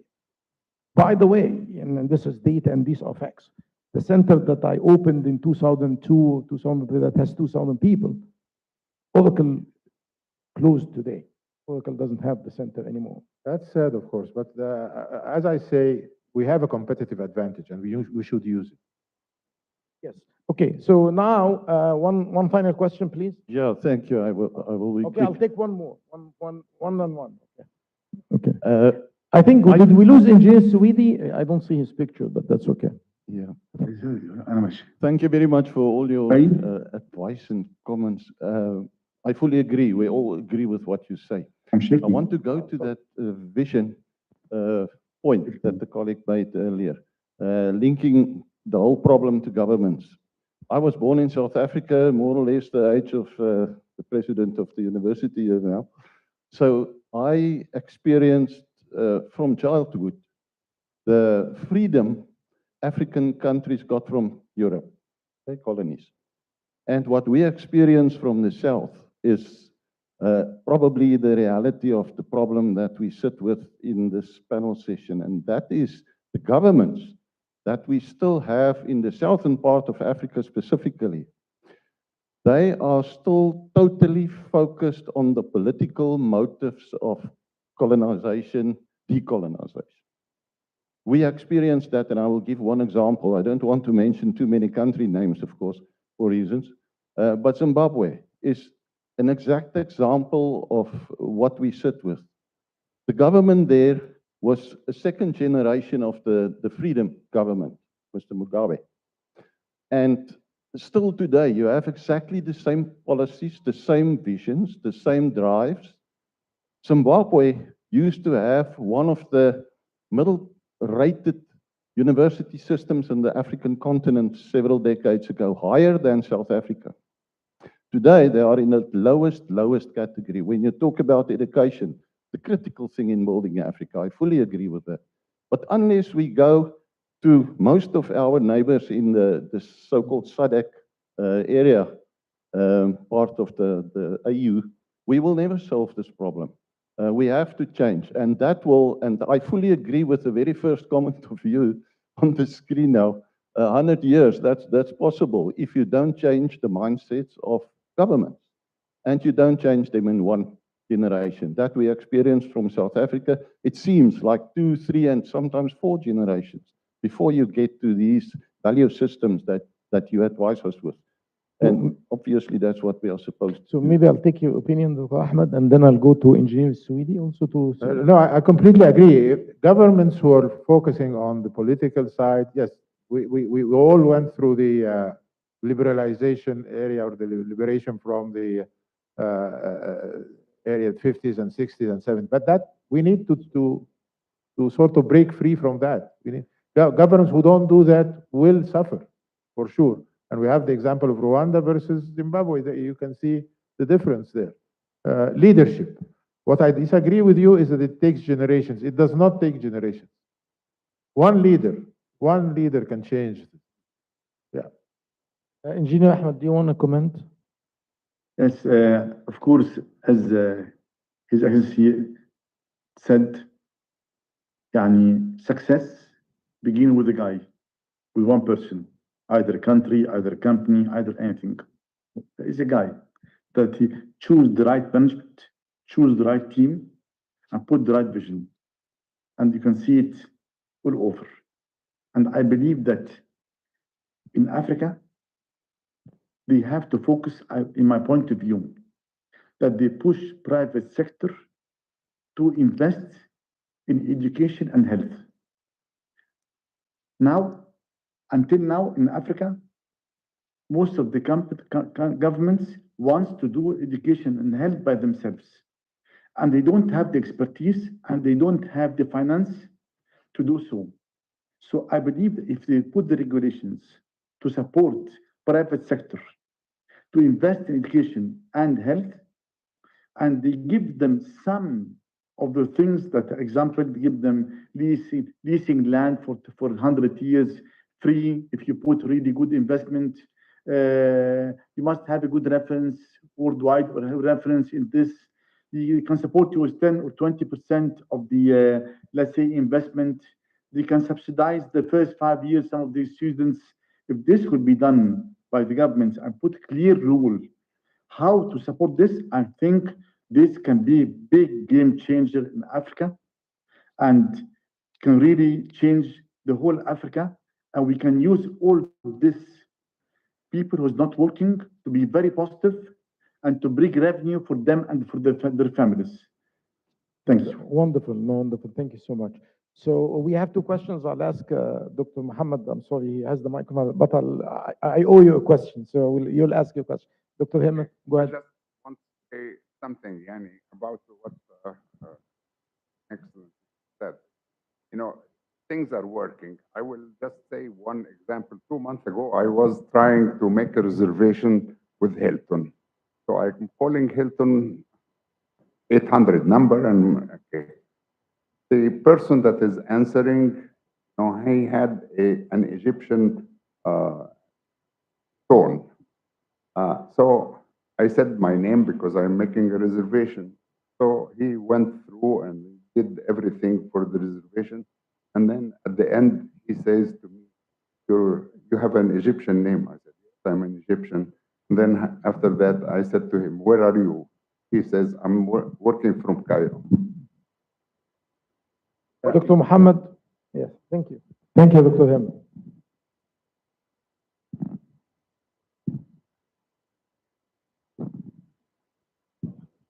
شكرا يا فندم. أنا محمد عطا الله, Vice Chancellor of City University of New York. الابلكيشن of artificial intelligence كنا we were discussing this. Higher education institutions all over the world in North America and Egypt and Africa are leading the charge to promote the utilization of artificial intelligence through education and the new generations. One of the challenges facing higher education institutions in North America and globally, I believe, is drawing the line or the challenge of the fine line between plagiarism or encouraging the students and encouraging the syllabus and the curriculum of applying artificial intelligence. So I wanted to pick your brain or sharing some ideas or vision about how higher education institutions can face that challenge. Thank you. It is a big challenge, for sure. We don't have yet a magical solution to that because, as you said, it is very easy to use it for plagiarism or in a sort of a negative way, especially in education.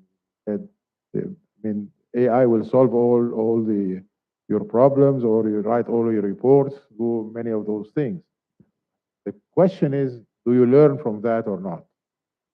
Not a matter, we've been stuck too much in our educational systems with the idea of numbers, grades. How do you measure knowledge? How do you measure the value added that you get from the education system? These are the questions that we need to ask ourselves now. AI is a tool. First, find out how to improve. When you put somebody in an educational system, you're doing a number of things. You're improving his knowledge or enlarging his knowledge, and you're improving his skills, and both. So that's where the educational system should target. I mean, as you said, you have to focus. What do you need out of the educational system? It's not a matter of learning all the capital cities of the world. What do I do with that? I can look it up. I can ask my phone to tell me. What do you really get out of the educational system at different stages? From the very young, from the KG to the high school to the university. So do we really ask that question today? That's what the focus has to be. If we answer that question properly, we will be able to deal with AI properly. Okay. So I'm sorry. I think I have to stop all the questions now because of the time. We don't want to go. So I will, since I'm the moderator, I have the last 30 seconds to summarize because it's important not to leave any meeting without summarizing what we said, so that at least people will remember a couple of things when they go. So we heard that Africa digital rise is real, but it's not automatic. It needs a lot of help. It needs vision, it needs leadership, and we don't want to say more than that. We also heard that startups are ready, but they need the right environment. They need the right regulations. They need the right help. We also heard about education and the need for education. We need very, very good summary that Dr. Nazif just said a few seconds ago about the objective and at every stage. So I think I'm extremely happy with this panel. Extremely happy that I heard from His Excellency. He's a legend in Africa, and very, very happy to hear from him. Your Excellency, you did an amazing job. I'm so proud to be with you as a moderator. It's my first time actually meeting Engineer Swedi. I heard about you a lot, and we have common friends like Mahmoud al-Mutani and others who say a lot of good things about you. But really, it's great to see you, and thanks for your insights. It's amazing. And the wonderful audience, I think I really appreciate it. I'm sorry I couldn't get all the questions answered, but I'm a very strict guy anyway, so I'm not going to let things go over time. So I think I took an hour and exactly an hour. So thank you so much. I appreciate it, everyone. And let's put our hands together for the panel. Thank you. Thank you. Thank you. Great honor. Thank you much. Thank you.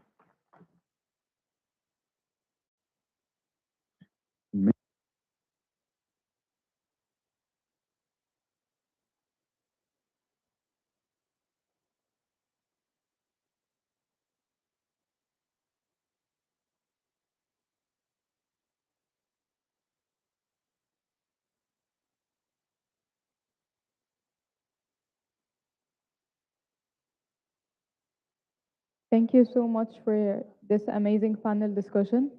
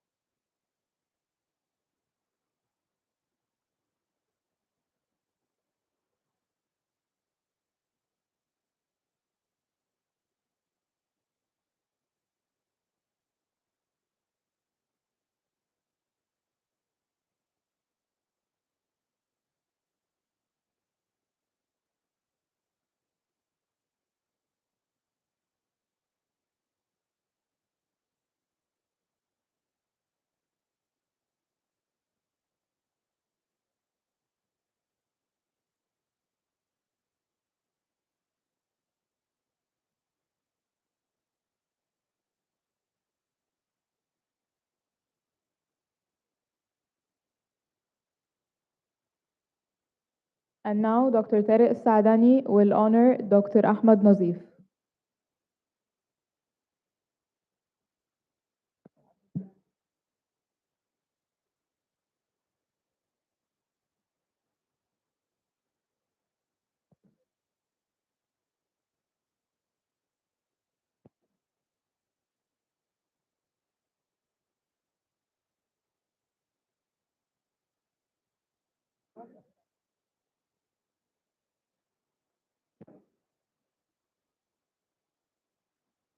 And now the university will honor Dr. Tariq Saadani.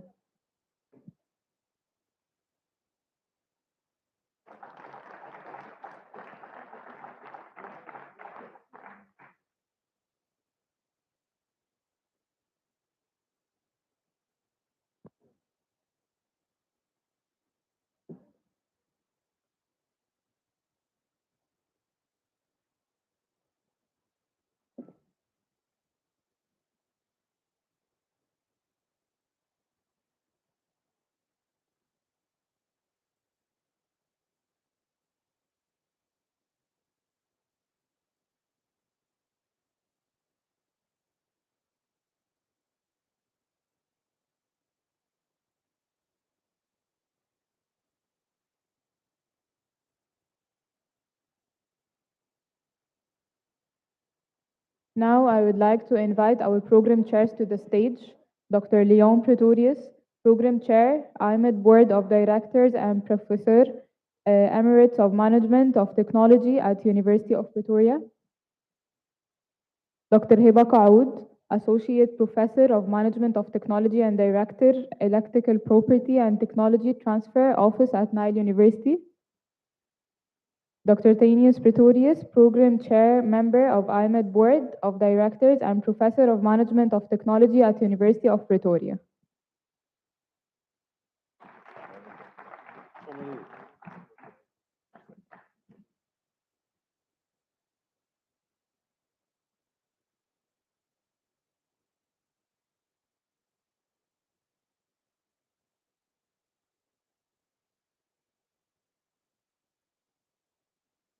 I'm happy to be joined up here by my colleagues, Leon Pretorius and Tinos Pretorius, professors of Management of Technology at University of Pretoria. This conference is in partnership with University of Pretoria as academic partner. And first, I would like them to introduce University of Pretoria's activity and how you are feeling today about this partnership. Thank you, Dr. Hebatala. It is my privilege to be here. Just before I introduce our university and how the connection was between Nile and us, I would like to thank all the people that prepared and submitted their papers to us at this conference, because if it was not for them, we wouldn't have had a conference. So all of you that are here, we originally had 270 submissions in this conference. We had 166 full papers submitted, eventually approximately 100 final camera-ready papers submitted and approved. And that was part of the hard work of my colleagues here that helped with managing the review process. And we had more than 50 reviewers working in this process. From the part of the University of Pretoria Graduate School of Technology Management, thank you for the opportunity to be involved together as the University of Pretoria with the Nile University. And just on a lighter note, Prof. Tinus can introduce in more depth the graduate school, because he was the director and chair of that department. But I would just like to say that it is a full department that has all the master's and PhD programs running with approximately 500 to 600 masters and PhD students busy every year within this environment, and they work together with our partner universities in South Africa, universities such as the Tshwane University of Technology, the University of South Africa, University of Johannesburg, Durban University of Technology, and I'm just mentioning universities that I remember from managing all the papers here that I've seen, and the Stellenbosch University, University of Johannesburg, and so forth. Thank you for all your participation here. And just on a lighter note, the University of Pretoria does not belong to the Pretorius family. Because we are both Pretorius, but funnily enough, it is named after Pretorius. The name Pretoria is derived from the Pretorius family. Thank you. Thank you so much, Leon. Tina? Thank you. Just in 1 minute, about the GSTM, the Graduate School of Technology Management. Next year, we have our 40-year anniversary. So we come a long way. When you listen to what Dr. Khalil said this morning, the first meeting with the Science Foundation in the United States was in 1988. Then we were 1 year old already in terms of the school. So it started off. Good example of what this panel session was about. How do you build a capability in Africa? That's what we did. Started with industry, not from politicians, from industry funding, a chair in engineering management for 4 years, and then large number of students from all over Africa. And Taiwan, for example, etc., other countries, South America and so forth. They heard about this program. So we started or established a full university department within the Faculty of Engineering. And I took over about 26 years ago there, not there anymore as director, of course. But in 2007, we had a postgraduate student number of more than 1,000 students. Now, for a university in Africa, we're focusing on engineering management. That was huge. So we established a full graduate school separately from the engineering school, but still within the same faculty, working with the IT people very closely, of course, and that today with technologies, advancements, and so on, that makes sense.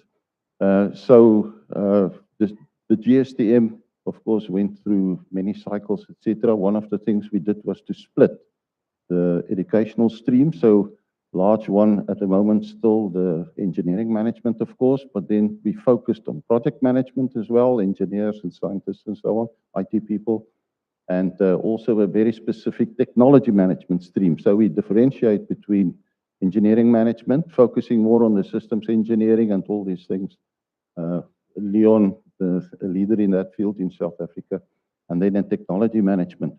Now, just lastly, the link with the GSTM and IAMOT comes from a very, almost since its beginning, our rector of the university was also a technology management expert from MIT, South African guy who studied there and so forth. And he was one of the very first attendants of the IAMOT conferences, very early 90s. And we started building on that. So at the moment, our involvement in IAMOT activities on board level, reviewing, organizing conferences. We had a conference in South Africa in 2015. I guess in the near future we would again do it. But since then, almost every year, with exceptions from experienced people like Laura and so on, they organize their own conference in Brazil and so. But for most of it, Leon and some of our colleagues were involved in the process. Because of all the experience we had a nice team to organize conferences, built into the GSTM activities. So that's why we are sitting here today. Thank you, Eva. Thank you, Leon and Tinus. It's a real pleasure to work with you both. And thank you, Dr. Tariq Khalil, for his trust and support in appointing me as program chair alongside Professors Tinus and Leon. So we have 3 days of panel discussions, 4 days of panel discussions, and many parallel sessions.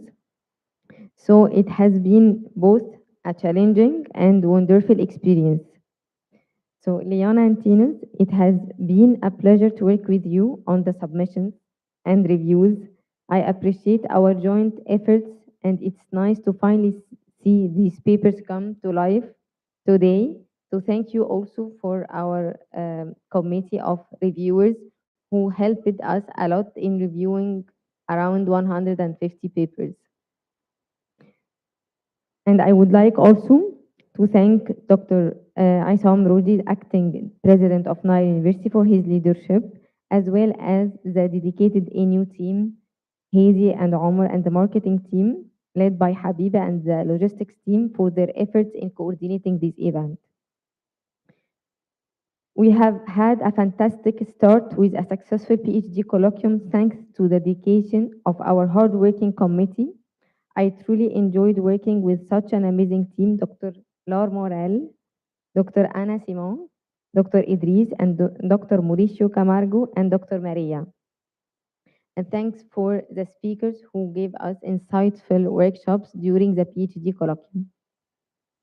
This year, we are proud to host 150 papers in our parallel sessions, all vetted by a global network of experts. I'm deeply grateful to the reviewers for their time and dedication. Furthermore, I would like to share a special thank to you two, to everyone who assisted me in developing this agenda. Dr. Tariq Khalil, Dr. Tariq Saadani, and Dr. Hassan Ali. Your insights were important in shaping such a high caliber program. Thank you to our distinguished keynote speakers and panelists. Your expertise and presence are what make this program truly exceptional, and we are honored to have you with us. So to give you a brief about the program and the panel discussions that we have started our first panel discussion with Dr. Tariq Saadani and Dr. Ahmed Nazif and Engineer Ahmed Swedi, and it was an amazing panel discussion. I truly enjoyed it.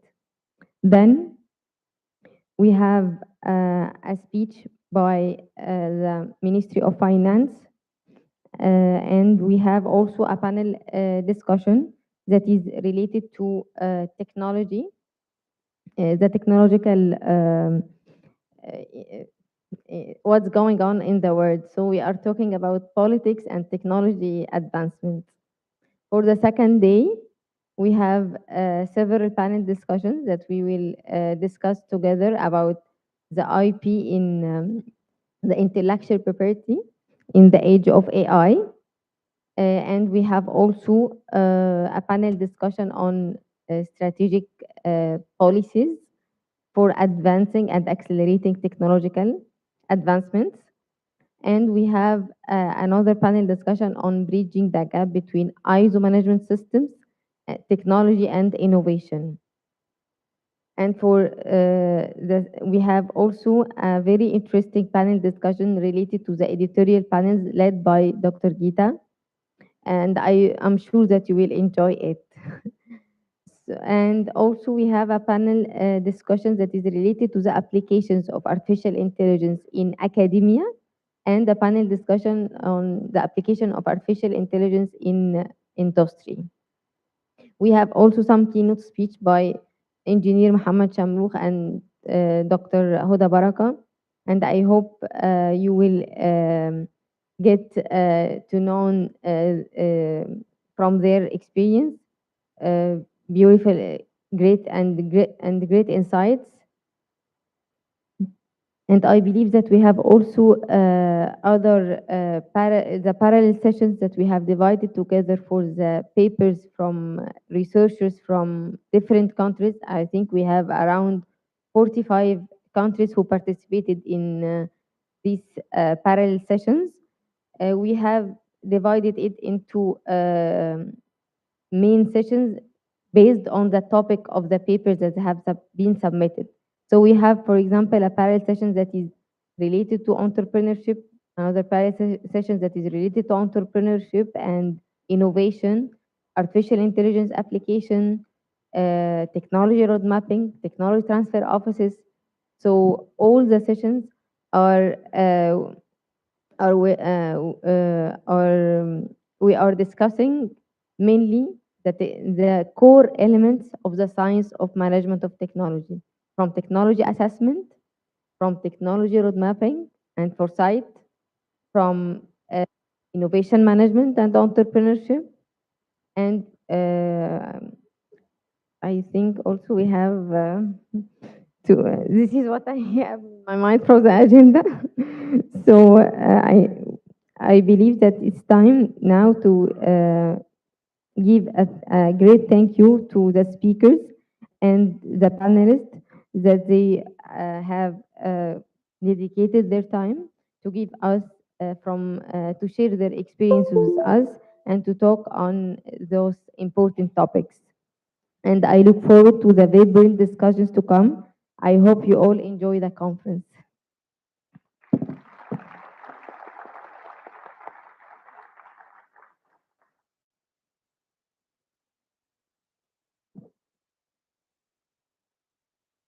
Thank you, Dr. Hibatala. It's very important.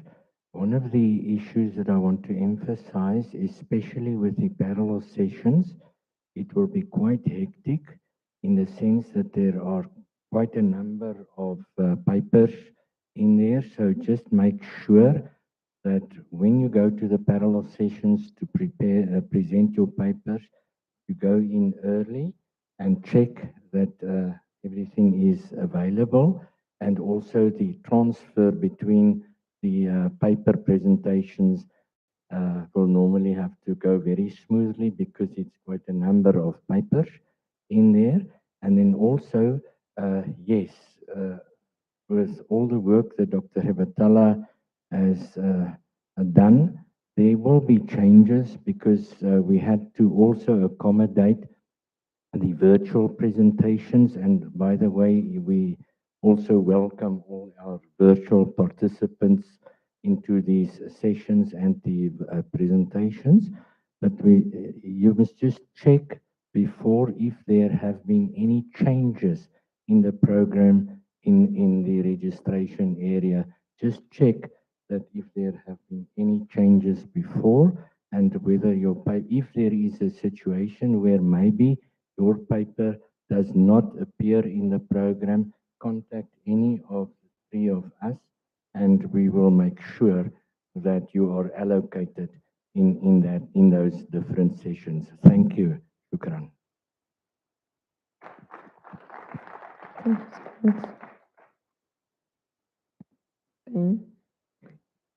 Also, I would like also to add that we have also a key panel discussion that is named Entrepreneurship, the Road to Billions. This panel discussion is designed by Dr. Tariq Khalil.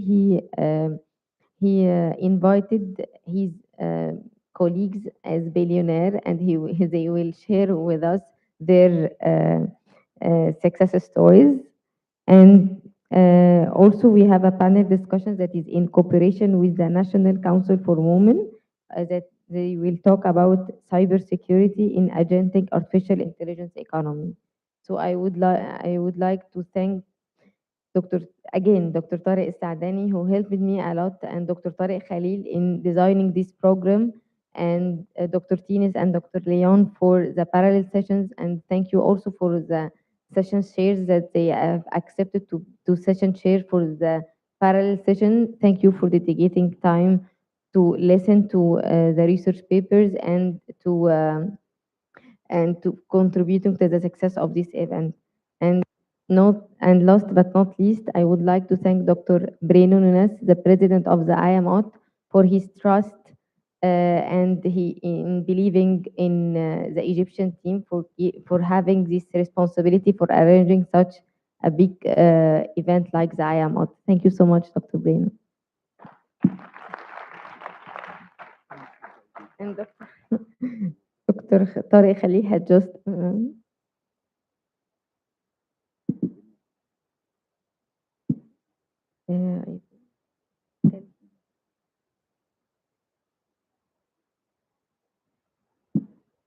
As Dr. Tariq Khalil has just joined us, I believe I can.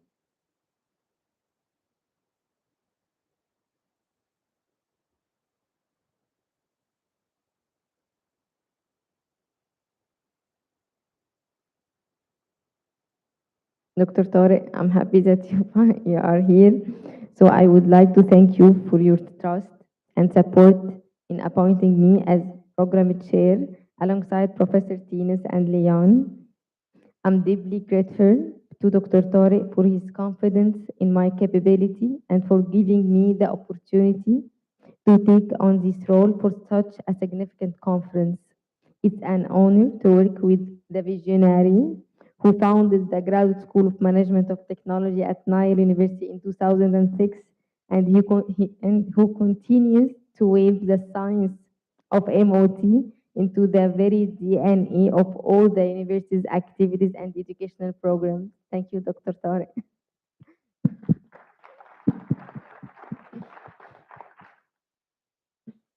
So I think it's time to have the lunch break, and then we will start. I want to give, okay. Okay, so it's time to give an award to Dr. Leon and Dr. Tines as program chairs. Then we will have a speech.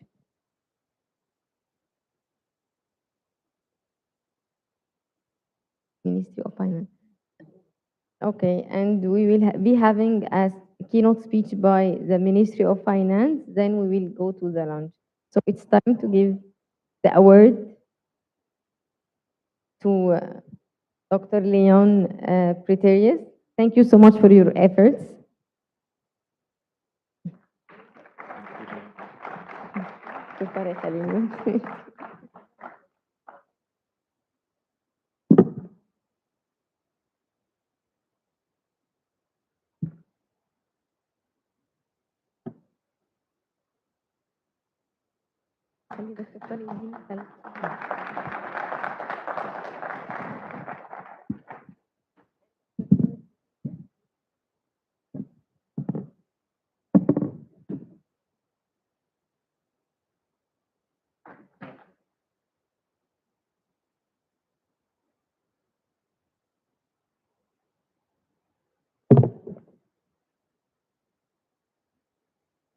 Now Dr. Tariq will honor Dr. Minna.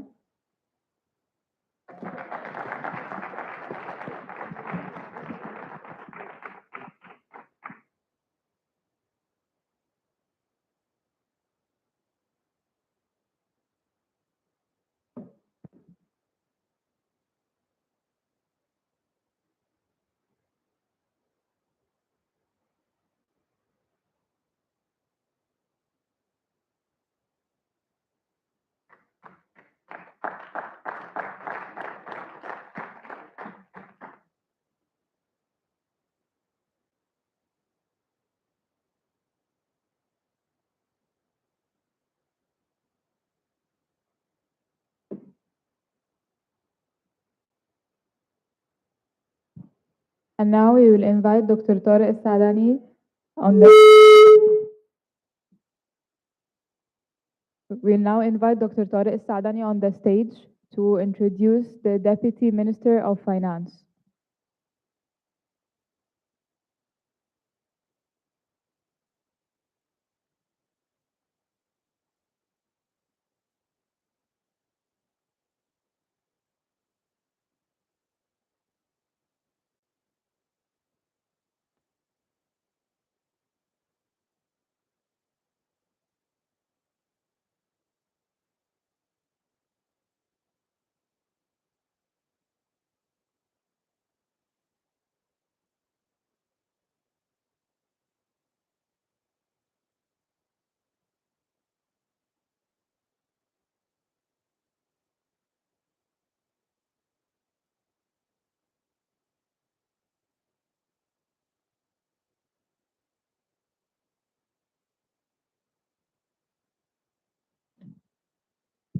Just give us a minute, 1 second.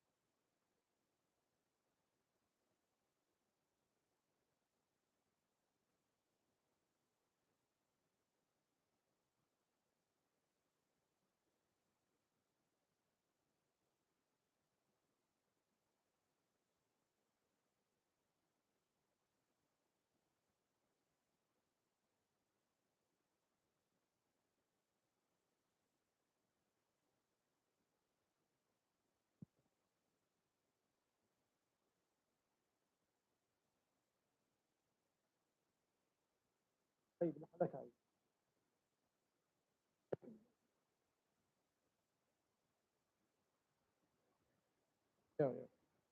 So we're going to be doing the lunch right now because His Excellency the Minister will be joining the other panel. So we'll wait for him to join the other panel, and but we'll do the lunch first. So sorry for keeping you on that. Appreciate it. Okay, so please you can go ahead for the lunch.